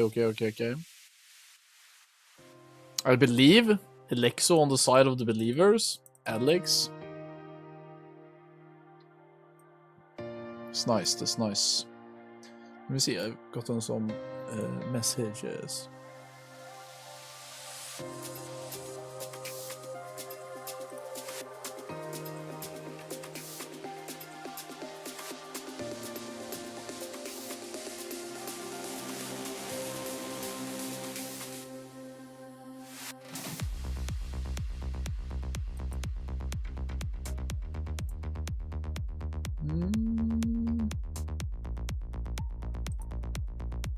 Baston wants to believe. Anti-W believing. Baston. Karazhan says, who are Praxis even? We talked about it before the run started, that the way that I've been explained, they are Sod Guild. So they are like good from Season of Discovery. So that's where they came from. However, being good in Season of Discovery is a bit like saying, hey man, I'm pretty good at football, I won Sunday League. It's like, okay dude, you beat a bunch of hungover, post-ACL surgery, fucked up knees dads. Like, you are not him. You are not Messi, you're not Ronaldo. You are not him. So we're here kind of to get a vibe check for how good this Sod Guild is when it comes to speedrunning against the big leagues.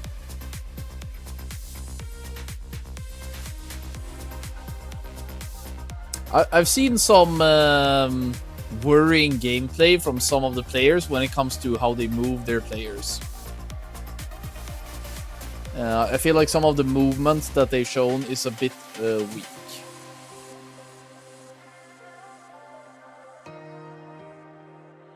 Well, says, I joined Praxis sometime during Black Temple last classic.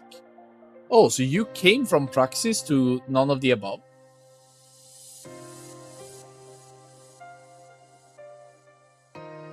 Alexis, these Sunday dads know all the sketchy tricks though. The dads who play Sunday League football are really sneaky. When the referee is looking the other way, they can do some shenanigans, that is true. Holy Pal says, I joined maximum effort, Sum of the Toe, then Nota for Wrath. Okay. Goshak says, maybe on this character he has keyboard turn unbound. Yo! We don't do that here. We can talk about how he can improve his movement, but we don't flame, okay?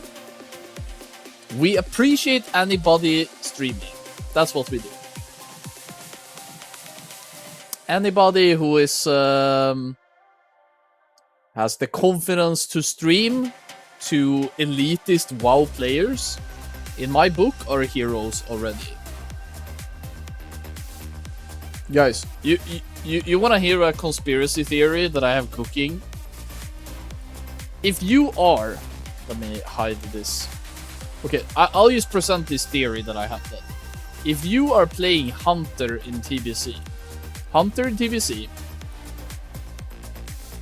you have two options. You can A, stream your gameplay, or B, you can choose no streaming, X-stream. If I have a Hunter player in a guild roster, a speedrunning roster, a race to world first roster, any type of roster, that is not streaming, I automatically assume that he is scripting. And he is too much of a pussy to stand for it. He is scripting, that's why he's not streaming. If you are streaming, there are two options. You could be not scripting, no script, or you could still be scripting. However, if you are scripting blatantly while streaming, I kinda respect that more than if you are one of these people who are not streaming and scripting. I'm just saying that if you are a Hunter main in TBC, you better fucking stream, or everybody will just assume that you are a charlatan, a snake oil salesman. You are a liar. So just stream and prove all the haters wrong. If you are a Hunter that actually knows how to play the game properly without cheating, without scripting, show it. Show. Hargera says, you can easily check if Hunters are scripting or not straight from logs. Yes, you can. It's very easily detectable when you go into looking at events, how people are doing stuff. It's not that hard. However, I still think that you can then get the rumor around you that you are a scripter. But if you aren't a scripter, just fucking stream. Just prove the haters wrong. Otherwise, I will just keep assuming that you are scripting. It's kind of like PvPers that are scripting, right?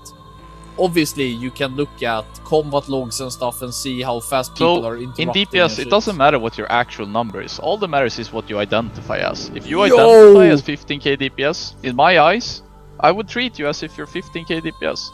Blackout with a 53-month resubscribe. That is crazy. If you think about the first time you subbed that to me, as the point of inception, yeah? We just did a IVF treatment and you had an unfound baby planted inside of you. That child now is like 3.5 years old. That child can walk, jump, talk, has a favorite dinosaur. You and me technically have a fucking dinosaur sub-baby because of how long you've been a subscriber of mine. That is insane. Thank you very much. Oh my god. Oh my god. Lock in, guys. No more dinosaur talk. We're so fucking autistic sometimes. Lock in, lock in.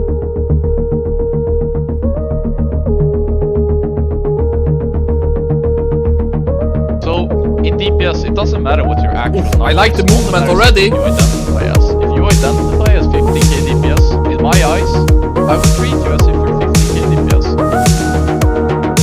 Nice Curse of Elements while moving aggressively. I like it. Really nice Warlock hood here. Good Warlock hood here at the start.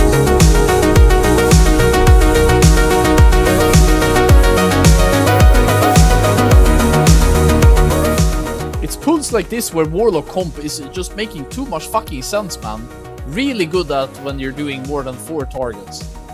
Denali EU, thank you so much for subscribing, man. I hope you enjoyed the advertisement-free content.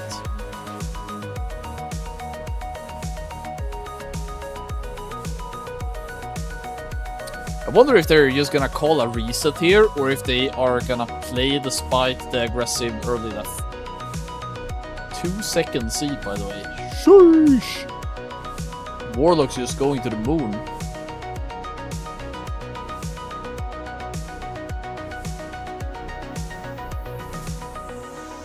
Oh, I reset angle, reset, call it. Save the Taurens, save the Taurens. We cannot lose the fucking Tauren male.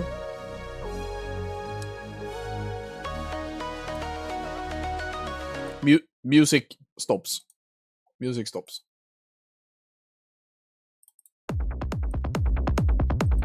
Well, I mean, aggressive movement. I like it though. I like it.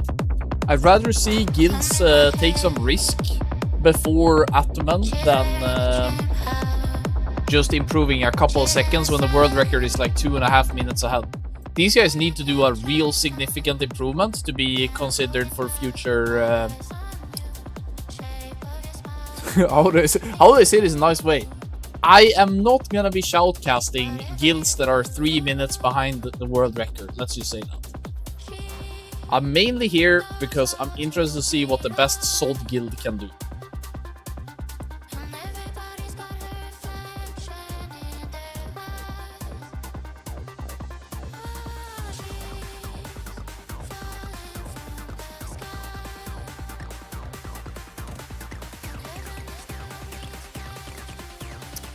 Oh, Gargul import successful. Any Gargul imports? I like the fact that he's playing with Atiesh. Is Atiesh bis for Warlocks to have in this phase? Or is the world boss item, the Talon or whatever, is that one the best? I have no idea.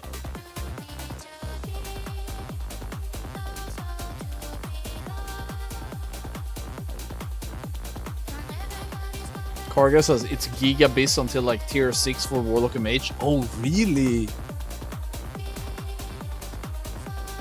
Wow. I didn't know that it was that good until that long. Oh, they fucked up the resetting of the instance. Ooh, I have a bad feeling about this, guys. I feel like if they fuck up the reset of the instance, they are probably also gonna forget to reset the speedrunning week, or which is gonna be painful for our viewership.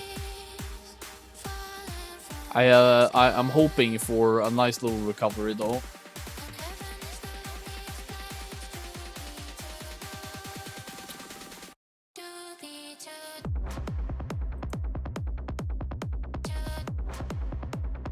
Doubters rejoice. I mean,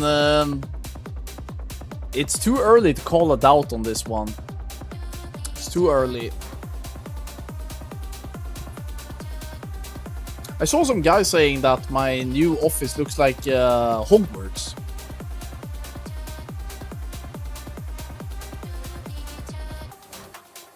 What do you mean looks like Hogwarts? It looks like a library. I like the vibe of a library. It was my favorite place to study when I was living at home. And the office needs more RGB. Bro, I have one thing with RGB, and it's this Corsair logo thing they sent me a while back. But dude, if I light it up... Are you seeing how fucking bright this bad boy is? Like, I can't have this on. There's no dimmer lights, there's nothing. It's just a flashbang, dude. So I'm gonna probably not have that one plugged in.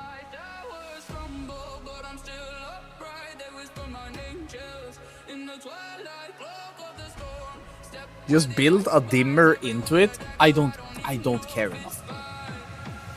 Put the fabric over it. Yeah, it's one of my favorite things to do. Just put fabric over a really bright light and be like, oh, why did the house burn down? Well, actually, a mini fridge would do wonders. I have a kitchen. I don't need a mini fridge in my office. It's good to leave your office every now and then, guys. I know this sounds crazy, but it's actually not terrible for you to sometimes have to walk to the actual kitchen. There are worse things that can happen. You need a toilet too. You guys are realizing that you're describing a student apartment, right? You're describing literally having your bed, toilet, and desk as your apartment.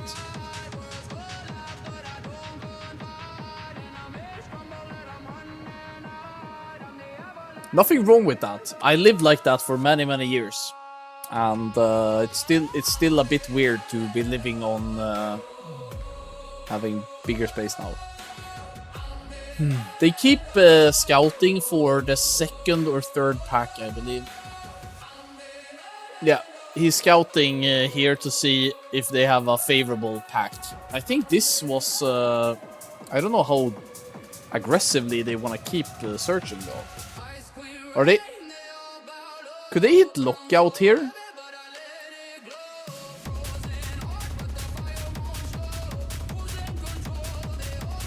Do you have a cigar box? Fuck, what was that?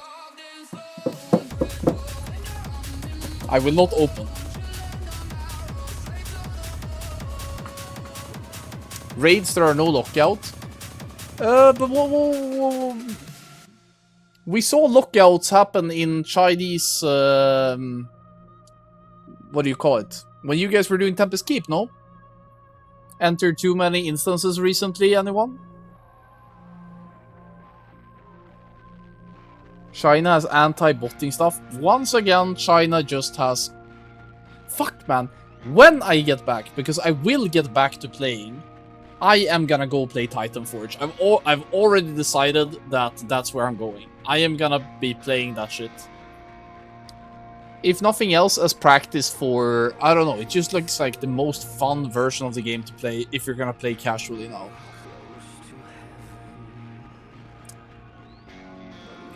TBC... The way I approach TBC Anniversary is that if you have a group of people that you enjoy playing with because their goals align with yours, their ambition aligns with yours, or you just have good vibes and history together, so they are like essentially your friends, then TBC is good. It's a good game.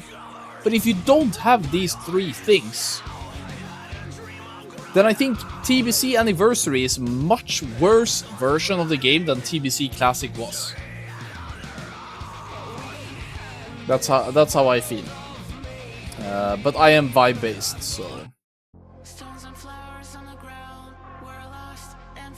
Dreamy says, this is why we can't have nice things. Denali says, are Westerners dropping... yes. The Westerners couldn't maintain a roster on the Chinese project. So it was a bit sad because I know that I was really excited about watching them play. But sadly they won't be continuing to speedrun. It was somewhat... Let's just smile because it happened, guys. The SSC TK speedruns were some of the best speedrunning I have ever watched. And I have been shoutcasting for a long time. It was really high quality gameplay. It was good. I am very worried that instead we are gonna get TBC Tier 5, which is just... It's just not gonna be as entertaining, I feel. Mars says, soon RAF Anniversary anyways. Yeah, but... Let's talk about it. I feel like RAF Anniversary, Tier 7 is arguably some of the worst raid content that has ever been created.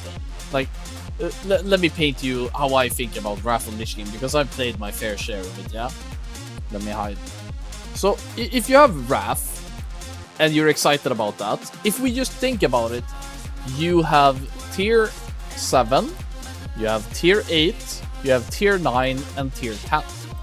let's say you get 16 weeks of each. 16 weeks, 16 weeks, 16 weeks, 16 weeks. That is a little bit over a year of Wrath of Lich King gameplay. Now, I would say that tier 10 and tier 8 are some of the best content in Classic. Like, these ones are S plus tier rating. However, I would also argue that tier 9 and tier 7 are some of the worst raiding content we've ever seen in WoW, possibly only toppled by Mount Hyjal. I think Mount Hyjal is the only raids I consider to be worse content than tier 9 and tier 7. The only redeeming quality of tier 7 is that you actually are playing Wrath. So you go from playing Sunwell Plateau in TBC. Sunwell Plateau is really good, but TBC is really shit. So when you get to tier 7, you're like, fuck, tier 7 is really shit, but Wrath is really good because I like my class. But by the time you get to tier 9, you're like, fuck this shit, I'm gonna go play something else. So I think that the player base are kinda gonna drop down a lot during tier 9. So you're gonna see a lot of people play here, then it's gonna go down like it always does, then there's gonna be a little bit of remergence for tier 8, then it's gonna go down, and then it's just gonna not bring that many people in. And then there's gonna be a little bit of hype, and then it's gonna quit. So yeah. Dreamy says it was insane to watch, especially how betting on how many casts it was going to take to get Lurker. Yeah, Lurker content was good. Good fishing content. I appreciated it. Work says, no way, I'm very sad to hear about the Chinese project. That was the only reason I even looked at Titan originally. Yeah, it's really sad. If you are a speedrunner enthusiast, it's sad that Titan is no longer on the table because it was really, really high quality stuff and very, very competitive. Naste says Uldur and ICC was good in Wrath. Yep, great raids, but are they gonna be good for speedrunning though? Depends what the competition is like. Revelation says tier 9 was only tolerable last time because you could knock out like 4 GDKPs in like 2 hours. Yeah, can't do that in Anniversary. You can join hard reserved Death's Verdict runs if you want. Can you imagine all these hard reserve runs that are gonna try to do a 50 out of 50 run to get cloaks? Holy shit, dude. MSK says tier 9 was mostly tolerable because you could still be running Uldur on the side. Yeah, I guess a lot of people were still running Uldur for Valeniers. KP says, so Titanforge speedruns is over. Yeah. Titanforge speedruns is done. Maybe it will come back, but right now it doesn't look like it's ever gonna come back. Smile because it happened, boys. Very sad, very sad. Big sad.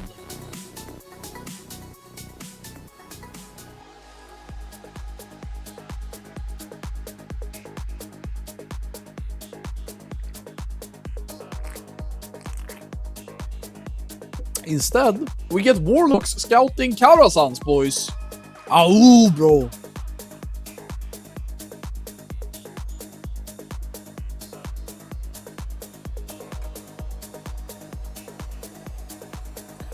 Oh, reclining in my chair. I can understand why you guys were flaming my old chair, because being able to do this is actually quite nice after a long day at work.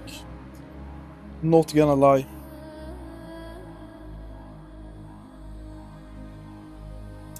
Black Zebra 47. Black Zebra 47. That's a crazy Twitch handle. Says, I'm only here to hate watch Garfield. Nah. We're hoping for them to land a PB, no? Bug says, isn't there some kind of hope that the massive player numbers in China gets Blizzard to do something similar at some point? I mean, the massive success of... Imagine if it was a global release. You have millions of people playing the Chinese version of Classic Plus. Imagine if Europe and North America could just download it on their Battle.net client with a sub and play it as well. It would be so insanely successful. It would be so good.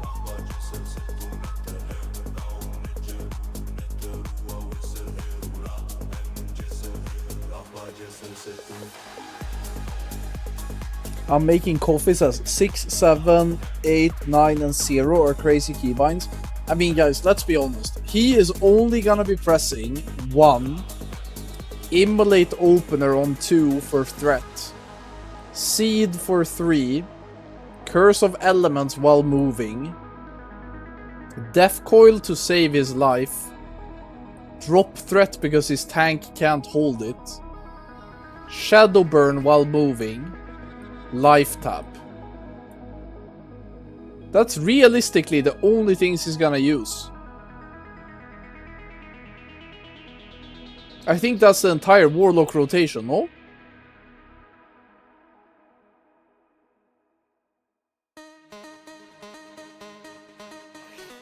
People in my... one thing that I find super amusing is that I know a lot of people are annoyed by... You guys know the kids these days. If this is a timeline, you have kids now. They are saying 6, 7. And they have a little dance for it. 6, 7. And a lot of boomers, like myself, are like, oh my god, what's so funny about kids saying 6, 7? But this is 2026, yeah? Let's just go back a little bit. Let's go to 2010. Literally everyone I knew was saying 1337 when the clock was hitting 3037. It was like lit. People were saying 420 was a bit earlier, maybe in the 2005, let's say that. Then people were saying 420, and the boomers back then were also like, oh my god, that's so cringe. Like, why are you guys saying 420? 1337, and before that you had like in the 1980s you had 69, which like 69, nice, you know. And the thing is that these numbers just keep adding. I noticed it that this 69 number is still like funny to people today.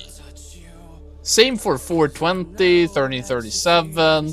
If you think these are funny, but you look at 6, 7 and you're like, oh my god, that's so cringe. I'm sorry to tell you, but you are bald. You are old.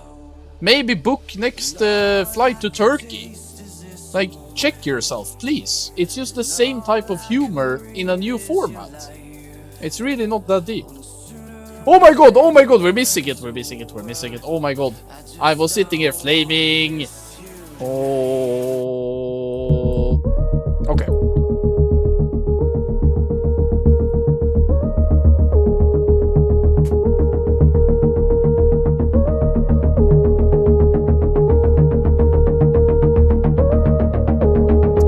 Elements coming in clutch.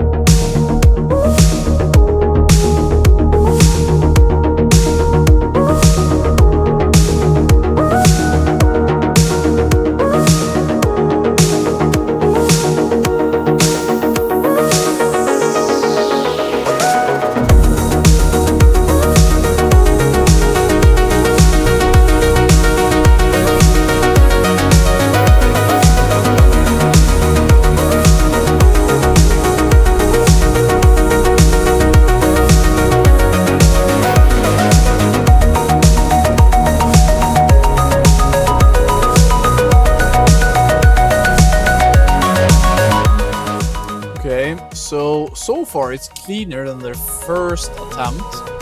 As I say that, you get fucking caster cursed. Oh my god, they had to use the first rest and one of their warlocks dies. That's disastrous. Oh, that's so bad. Okay, let's see if they decide to go or if we're gonna have another scouting mission here. I kinda hope that they send it.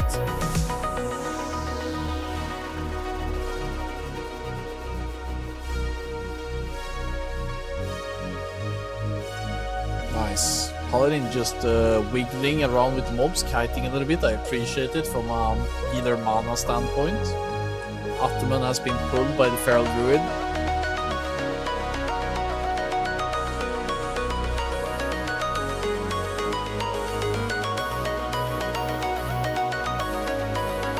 Warrior having a really nice opener here on this boss fight. Again, Warrior's doing amazingly on a low amount of targets. I'm surprised by how powerful they are even in this item level.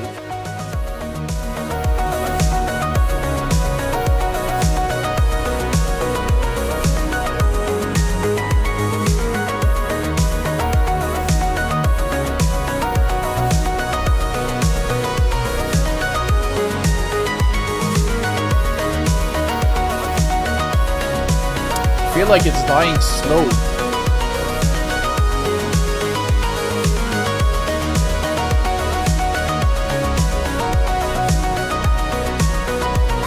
Okay. So they're gonna drag Ataman a bit here, meaning that they're gonna lose some time on the actual kill time, but they might make up for that 2 more rows. Doesn't look like it's gonna be a reset. They're committing plus 35. That is worse than the previous run. But that could also just be the result. Let me see if I can change this guy's POV to... I think I saw the Warrior streaming. So, because it appears like the Shaman is having some issues with the delay. Let's see if the Warrior stream is gonna be working a bit better as a second option here. Rise XO.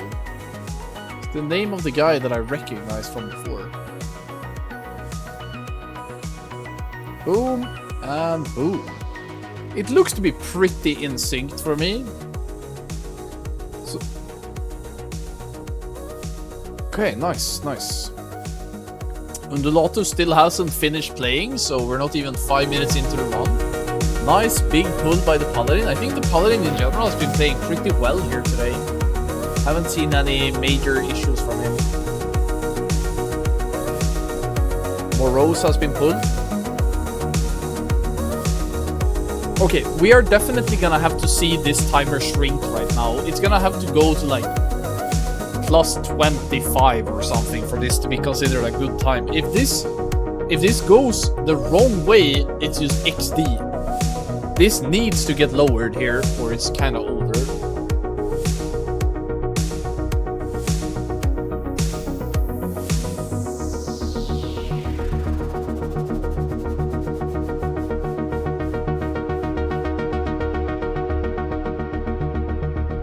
Oh my god, did he vanish? Oh my god. That's terrible, dude. I think the Warriors are doing some padding on that fight. Not really, I don't know how much they're funneling the actual boss there. Hope you guys are having a lovely evening. Nice to see some speedruns again.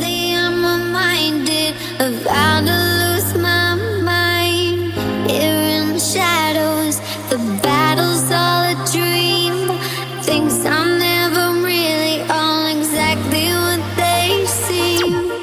I'm not the one that you want. I'm not the toy that you bought. I feel like this Warlock could be spending a bit more time positioning himself a bit more aggressively. Like now he's a bit late to the actual pull here. I wanna rise up like the sun, never go down without a fight. I wanna live before I die. Not gonna stop until I'm done, until I step into the light. I think we have a potential totem ass pull here. I believe this happened in the previous run as well. Maybe they're using it to meet Thrasher quite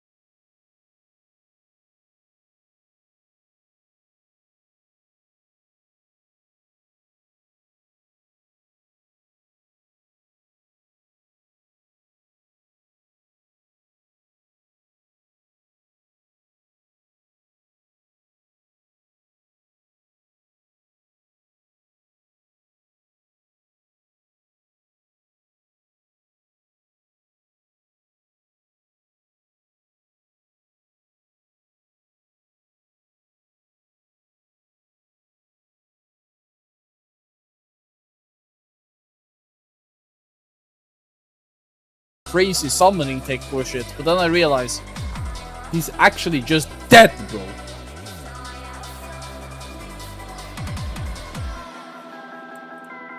Here, you can see the damage meter now. I know this is what your dopamine needs.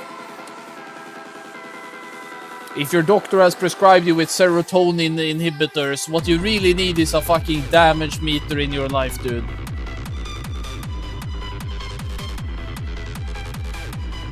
I guess I can figure out the Warriors timer from a segmented point of view if their segments are good.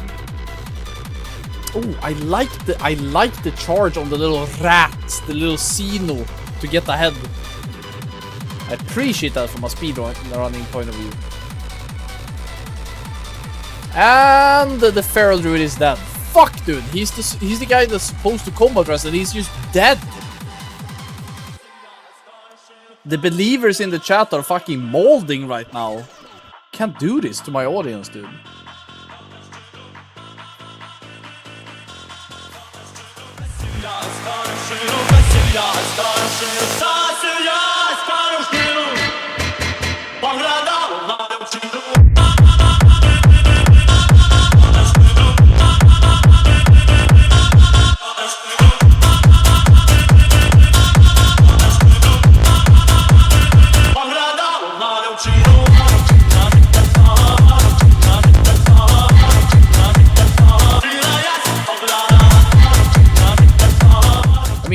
They lost a little bit of time in the segment between Morose and Maiden, but the world record had a really good segment there.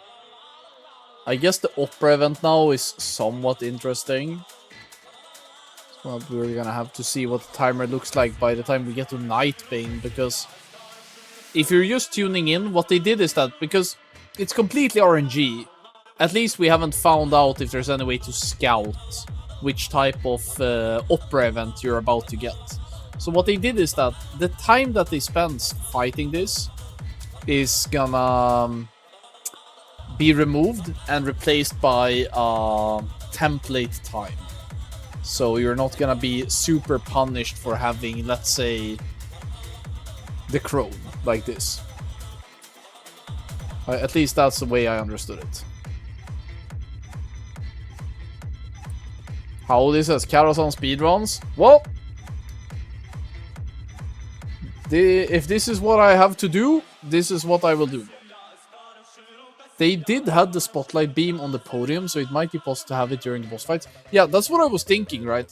If you have the wall here, right, and you have the gate where you enter, that you enter through, if you kill a mob here, and that casts a spotlight like this, so that the spotlight is 49% in the boss area room and 51% in the trash area. If the boss is over here,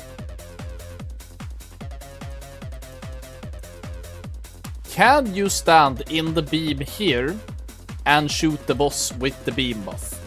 Is it possible? I don't know. I don't speak fluent Karazhan speedrunning. Not yet.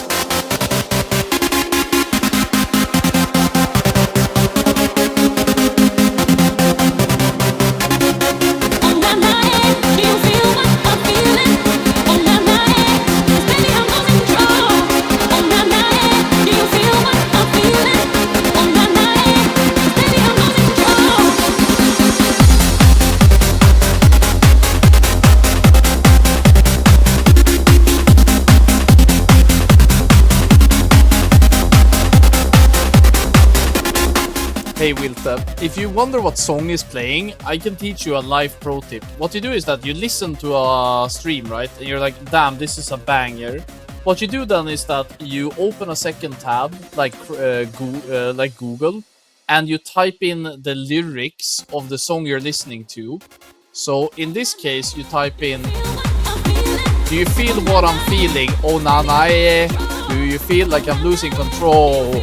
And you have to do with the exact correct amount of O's.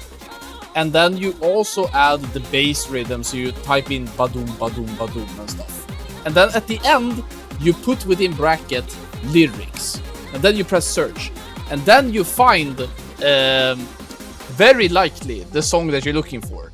Then you go on LimeWire, which is the site you use to download music. And you go there and you type in the name of the artist and the song that you found through this search method. And at the top of your search, you will find Naruto Gaara versus Rock Lee AMV. And because you get so distracted by how fucking Chad that AMV is, you forget about the song, you download Gaara vs. Rock Lee AMV Naruto from the Shippuden Trials or whatever it's called, and you watch that instead. Thank me later. When you needed your escape and you're out of time, I see your own face. I know you get a little bit lost in some days, but it's hard to escape. When it's hard to escape.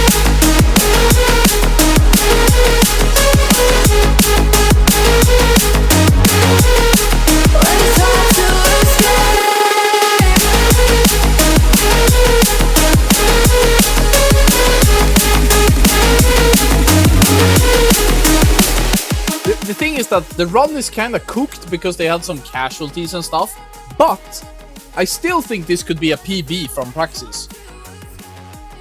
I think we still have potential there, because you see they are plus 5 minutes, but this is a bit bugged because of him going outside and resetting his timer and whatnot. They are not 5 minutes behind, that's absurd. But what we want to look at is what happens to the segment now. Is the time gonna go up, meaning that the segment is worse than the current record, or is it gonna go down? That's essentially what I'm looking at. So we can look at the Warriors segment as well, even though he forgot to reset his timer. You can see here that they had a maiden, and they were plus 31, and then they were plus 18. But this opera event is completely impossible to look at. So what we need to look at is the Nightbane kill now, and even then it's kind of hard to know exactly what. Big Boy says, these runs have been their first attempt at one healing. Well, in their defense, I don't think that many of the casualties have been because of one healing. Maybe some of the Feral Druid deaths has been because of low output by the Shaman, but I feel like many of the DPS players that died have been just over aggro or poor positioning.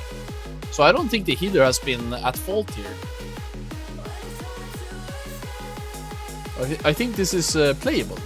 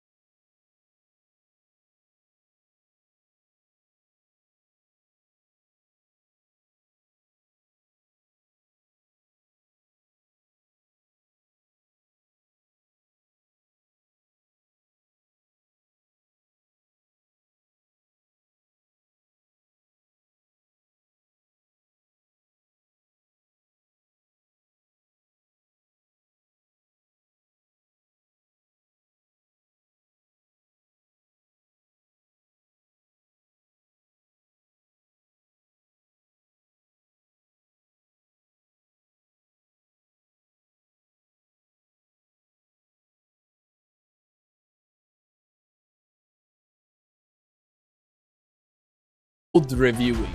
You have to watch your own gameplay after every run and be like, man, why am I not moving here? Okay, for example, the Warriors are standing... Where am I? So the Warriors are directly behind. They can be a bit on the side. They don't have to be here. They can be here and still hit it from behind. But those extra yards, if you do that on every trash, always, you will gain second after second after second when it comes to connecting to the next bomb. So here, look again. The tank is positioning the mob. He's standing there AFK, right? And you're hitting it straight from the back. There is a 179.9 degree angle you can use. If this is the mob, right? Then you have what is called the front and you have the back. You want to hit it from the back as melee. You don't have to be where square is. You could technically be here and here. And if you are supposed to go to point B over here after this mob is dead, this is a shorter distance than this is. So if you as a melee player consistently figure out a way to position yourself in this high here, then you will get more uptime and your speedruns will improve. It's small things like this that makes a good WoW player in speedrun.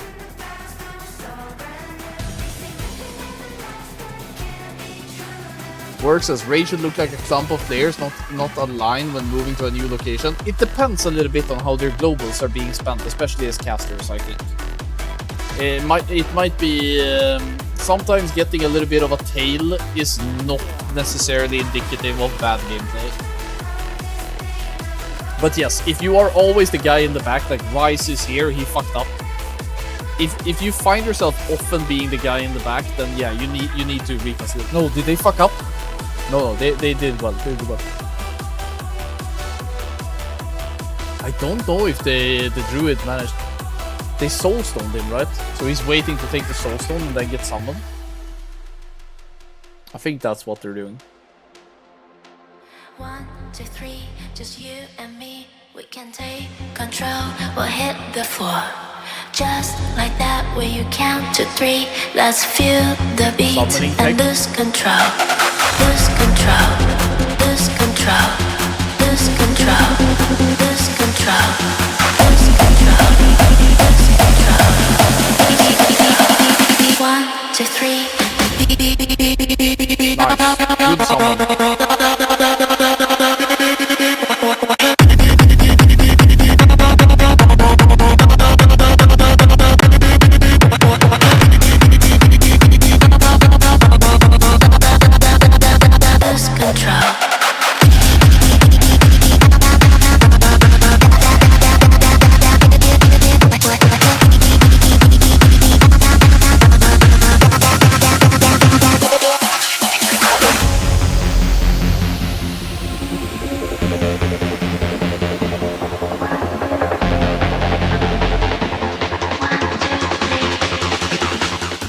Okay, pretty good segment here, I think.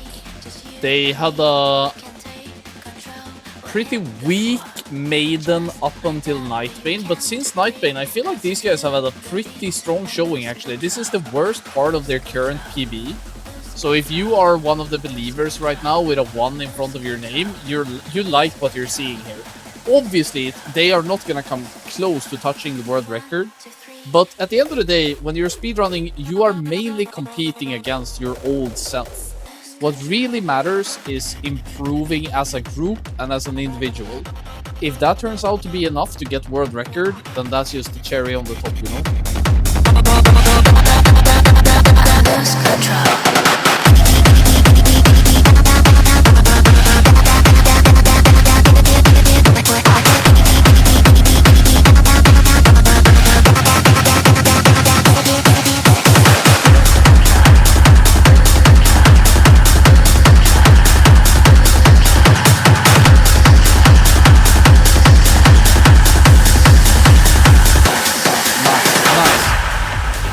This was a really nice timing of the way that they pulled Terrestrial Ilhoof to come around the corner just as the group was coming there. That was perfect.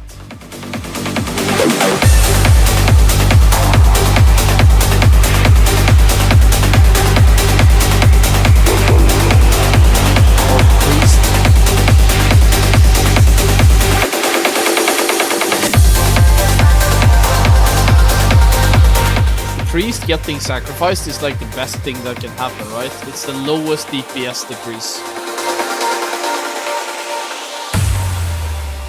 Let's go.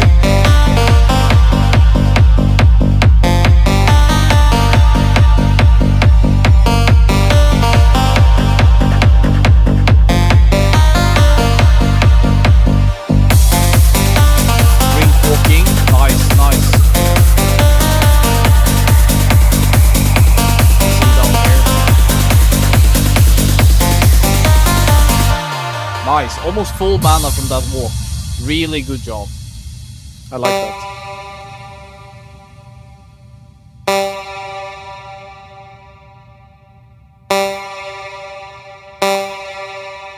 Oh, this spell shade is annoying. Good swap by the melee. I love the way that the melee is disconnected from the stack and let the Seeds of Corruption deal with that and instead kill the Stray.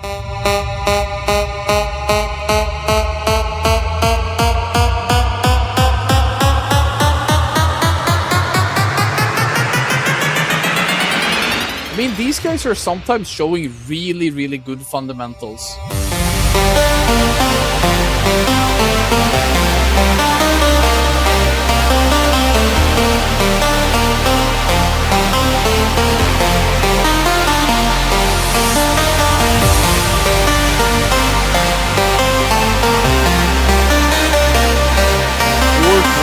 While in Blizzard. Nice. Using Orc Racial while you're standing in Blizzard when you're one healing Shade of Aron is next level hatred from your healers, actually. Nice fear by Priest.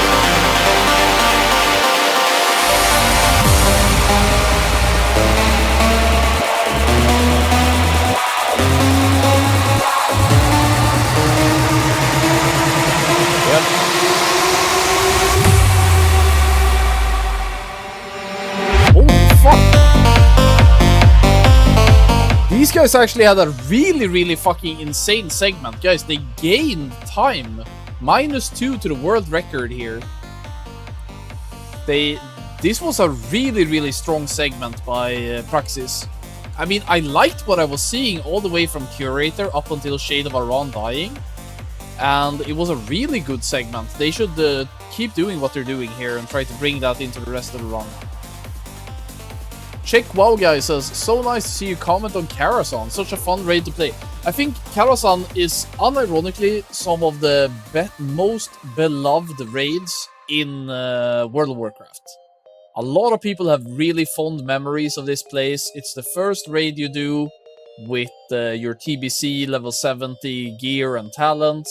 It has a nice pacing. There's a lot of interesting mechanics. It's overall a great raid, I would say. I would say the only thing that could make Karazhan better, in my opinion, is if it was 25 man.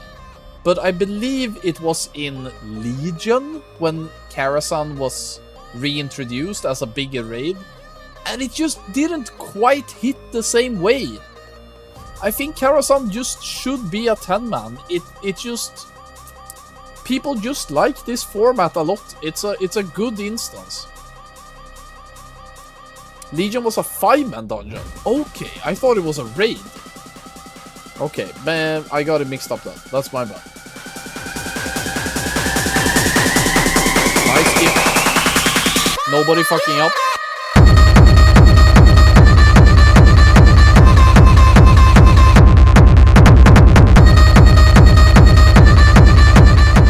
Okay, I really want to see how they do this here. This is the perfect. They can drag this melee mob to the chasm. Much better. Of course, they did manage to luck out and get 2 melee mobs here, which is what you want, but much better movement than the previous run by the tank, and therefore the DPS had higher uptime. Beautiful, beautiful gameplay.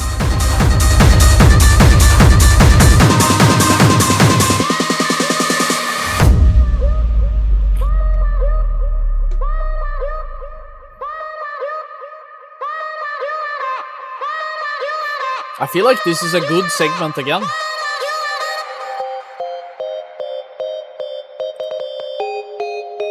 Okay, so the current world record has a different approach here. Right now they're using 10 people to do Nether Spite, but the world record, what they do is that they have 8 people doing Nether Spite, and they're sending 2 people to do chess event while the 8 people are doing Nether Spite.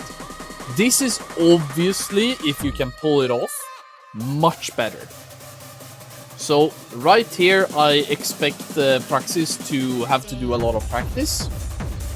If they want to seriously compete, they need to adopt the world record strategy of doing this as 8 people with 2 people managing to do chess. And I know that the guys that are currently in the world record, like that has the pink shirt, the leaders, I know that they can gain a lot of time here. They believe they can gain upwards to 1 minute just here. So yeah, there's a lot.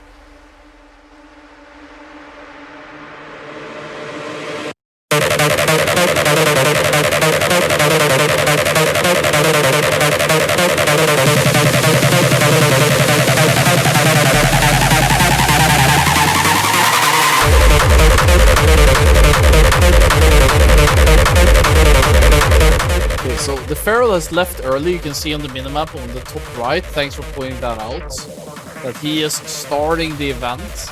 But I don't think Cheat CD is ongoing. He is trying to position the mob, swapping. Tilt Drill says music is too loud, bro. I'm sorry, you must be new here. The music does go a bit up and down. Sometimes it might get a bit loud for you, but this is just the way that I like to enjoy it. It does get really loud sometimes. It just makes me enjoy the game, you know? Hope you guys are having a lovely evening.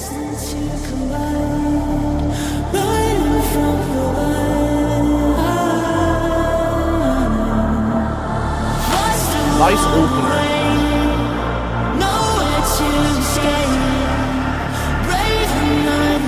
Pretty good chess event here.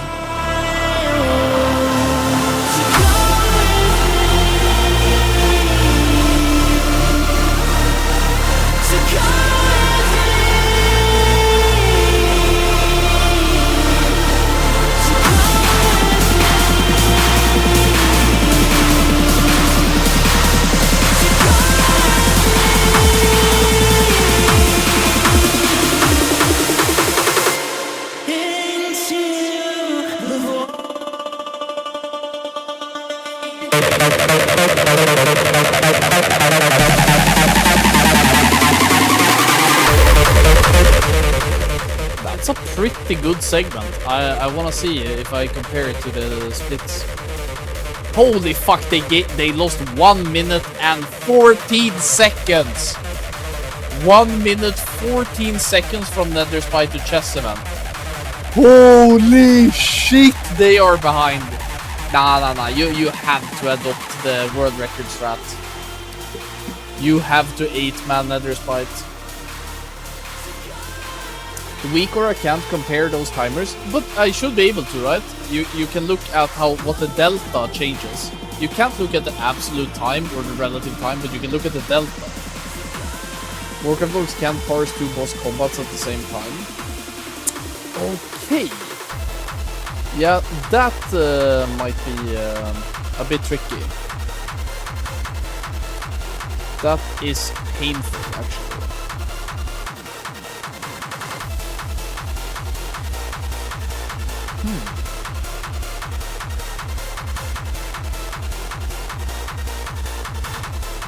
But then I guess the only way to really know is by having side-by-side comparison of the 2 rounds. Maybe that's what I'll do in the future, that I just have the current world record. Sit back, hit play, and the rest of the world just disappears. Alright, let's see if they get a PB here. I think they can still do it, no? Sit back, hit play, and the rest of the world just disappears. Sit back, hit play, and the rest of the world just disappears. Sit back, hit play, and the rest of the world just disappears. Yeah, I've done a previous comparison between the current run and the world record side by side, so that we basically put the current world record up here as a video that is spinning. It could be helpful since the Warcraft Logs API and Combat API is kind of bad for tracking here.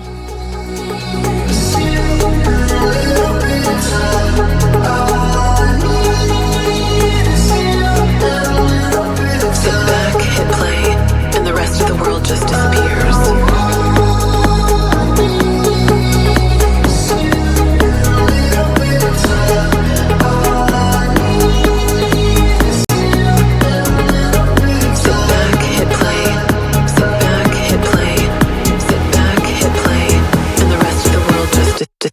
Disappears. Is that gonna be a bad Infernal?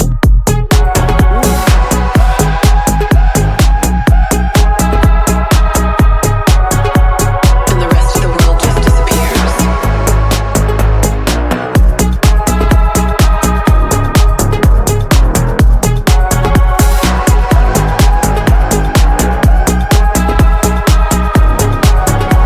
And the rest of the world just disappears.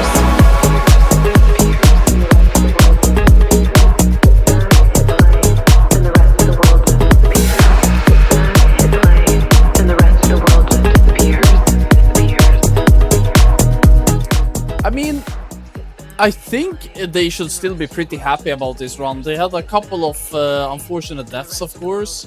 That was a bit rough, but other than that, I think they managed to recover quite nicely.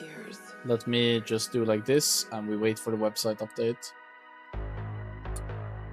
Let me see, let's get the website. I really like this speedkara.com website. It's so much better for speedrunning than Warcraft Logs ever was. Oh yeah, they look. They did manage to get number 2 in the world, I think. Managing to beat Eternal. Oh, yo, let me hide you. So they used to be down here. And now they are up there. So they did indeed manage to improve. And at the end of the day, that's what it's all about. But the gap to go from high 37s to high 35s, like this 2-minute gap here, it's a lot. The second run log is not up yet. Oh, okay, it could shrink even more then.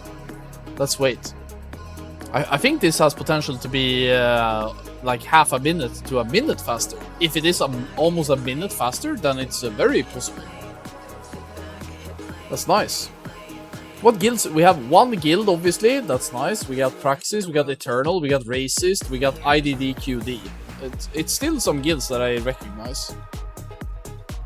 Hampus says, what was the speedrun record in last TBC? I don't think anybody was really speedrunning Karazhan in TBC. And the rest of the world just disappears. I don't think so.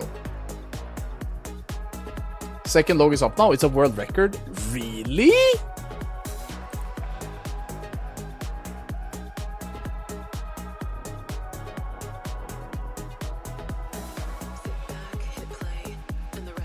What? How the fuck is that calculated? How did that happen? What?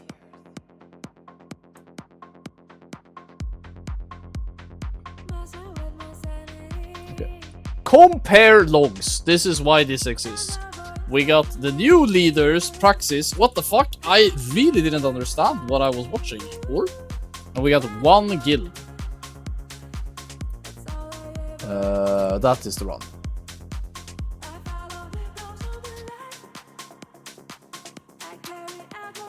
Oh.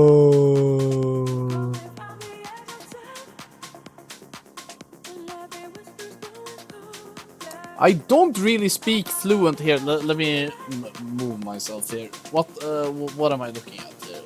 What am I looking at? Okay, so the Opera has an 80-second trash overlap, and here it has 20-second trash overlap. Okay. Fine. They had one more guy dying.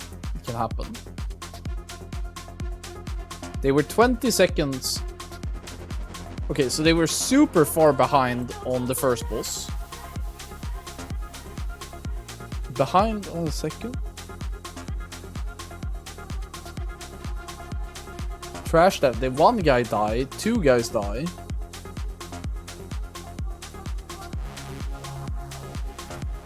Then they have a pretty good Trash to Nightbane segment, actually. Trash to Opera Hold. Is this the thing that's the biggest difference? Is this where they gain the most time? Like 249 versus 144 is massive. Nightbane was favored by one guild. Trash to Curate. I mean, this segment was in... like, I was saying it, I really felt after Nightbane that they were kind of cooking. Like, this part right here and onwards, I felt it felt good. But the Trash to Terrestrian Illoof was in favor. Like, all of these are green. 3 seconds game. Trash to Chesavan. Wait, what happened here? What happened here?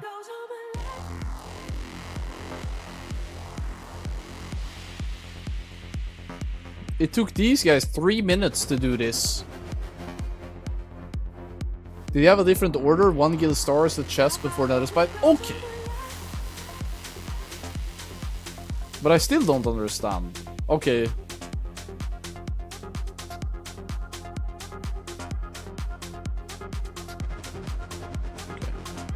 This is a bit... oh, okay. Here it comes instead. Okay. We're so back. But it took 20 seconds longer to do the chess event. Ooh. What is this? 4 minutes, 22 seconds. Okay. You know what? In the future, we need to have a VOD. Because I don't understand what I'm looking at. I don't get it. Like, in the future, we will have the world record up here, which is now Praxis. Congratulations. I'm a bit sorry I didn't hype your run more. I didn't understand what I was watching, apparently. I don't understand how a 6-death run can be world record. What the fuck? Anyway, Praxis, current world record holders, please upload it to YouTube. Would be very, very nice. And then here, we take the run that we're actually gonna watch, and we just play side by side. Because this is very hard to understand, actually.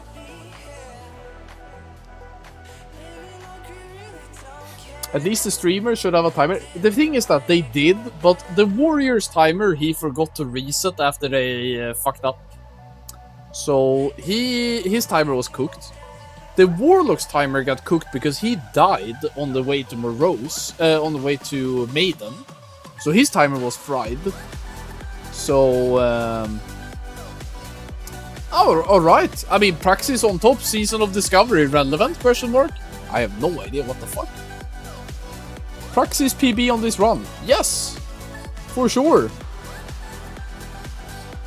Congratulations to all the believers. It's always nice to see the believers winning. Congratulations to fucking Praxis landing a nice run.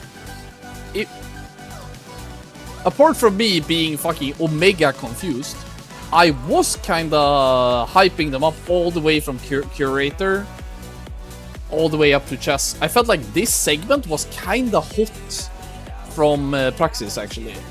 But the start was so bad, I don't understand. Like, no flame, of course, but this part right here, all the way up to Nightbane, was like kinda dumpster. Not gonna lie, like this is where they can improve a lot next week. It was really fucking painful to watch sometimes.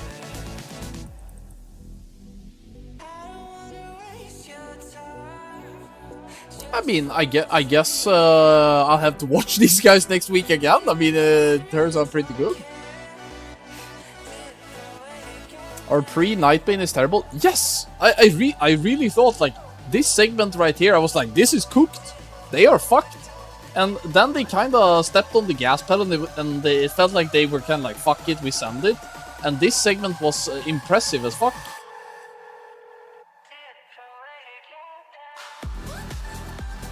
Ah, that was pretty nice. I like the fact that it looks competitive now. So what do we have, actually? Speed Kara, we know that Eternal is gonna send a run. They have to improve 3 minutes. which is what Praxis pretty much did here today. We know that one guild has already said that they are gonna improve a lot in the next run. I think I might be able to shoutcast one guild's next run. I'll have to look into it. I feel like you guys are super supportive of whenever I'm doing these type of stuff. And I was actually surprised by how much fun I was having watching these Karazhan runs as well. It was enjoyable. Roy says, we didn't want to spend 3 hours fishing a god ID because we bricked the first one. Yeah, I think that was a good call. I think that was a good call. There's still we still don't know how many weeks are left, right? It's different if it's the final week. Then probably you guys want to fish for giving yourself a good chance, but there's still many weeks to go.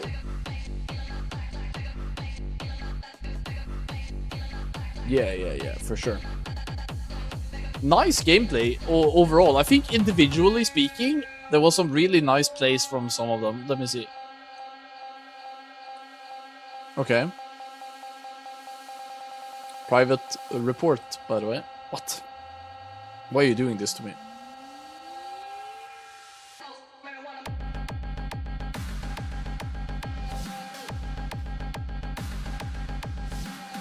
We're not stacking a roster yet.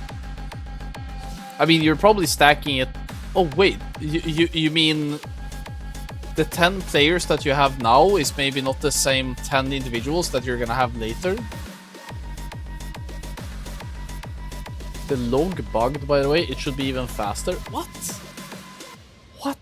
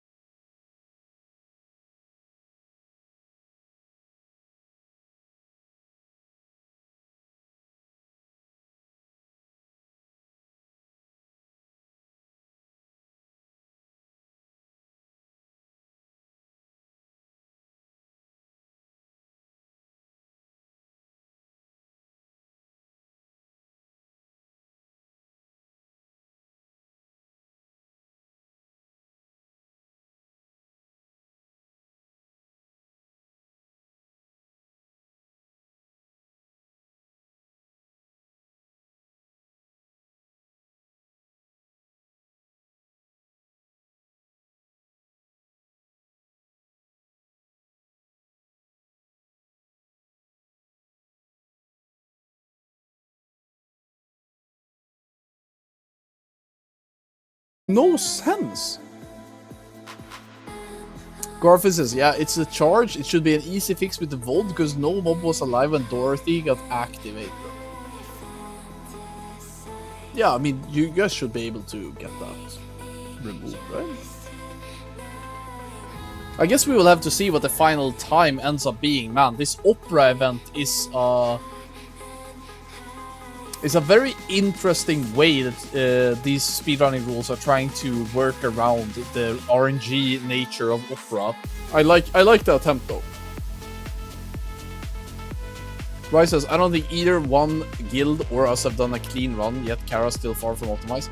Yeah, I feel like Karazhan is incredibly underexplored because if you take TBC Vanilla, what is that? That is like the year of 2008. So here you have 2008.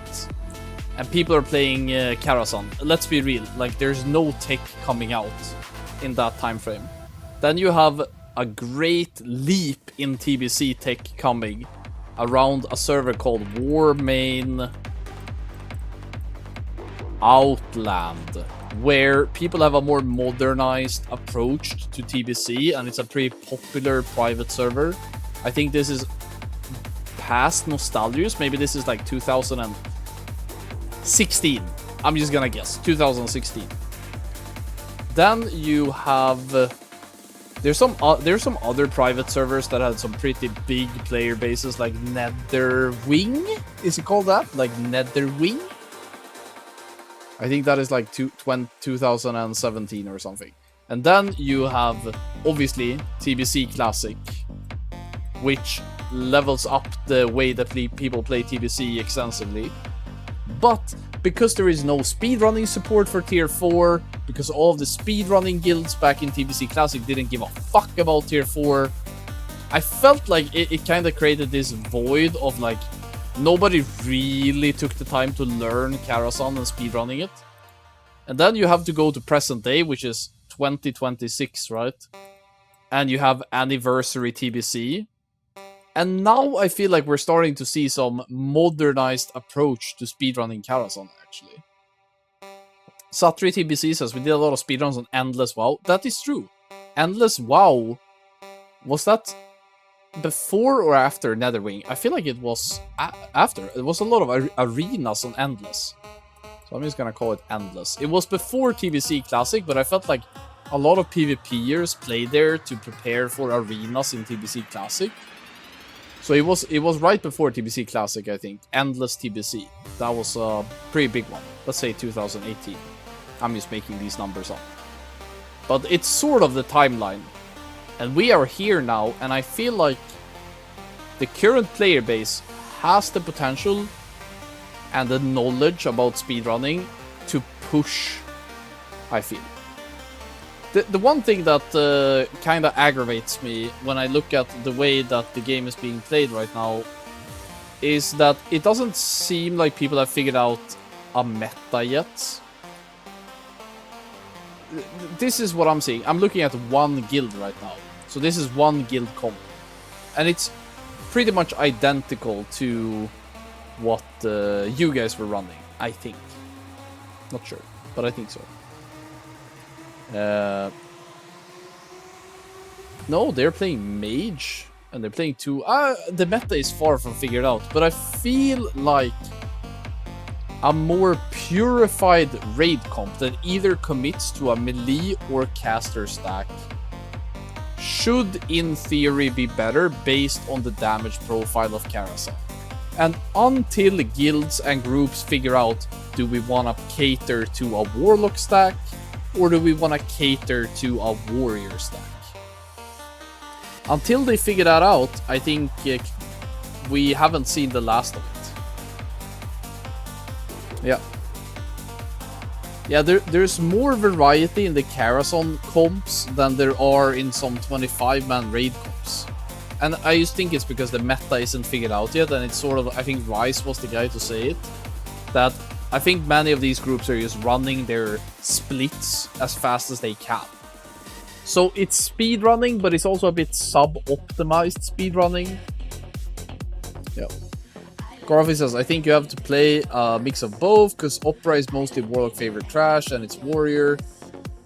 it depends on the amount of mobs you have in front of you, right? If the mob count is less than 4, then I feel like it's a warrior stack. If the mob count is more than 4, it's a warlock stack. Like, I'm over exaggerating, but in general. But what you need to do is that you need to look at each segment of the run and draw an average. If you say that a balanced comp is good because sometimes you want this damage profile and this time you want this damage profile, the truth is probably somewhere leaning towards one of the two. It might not be, like if it's really close damage profile, that it's about same, then it might not matter, but I think there's more to figure out there. Tidian says, you kinda need a warlock if you wanna execute the library skip.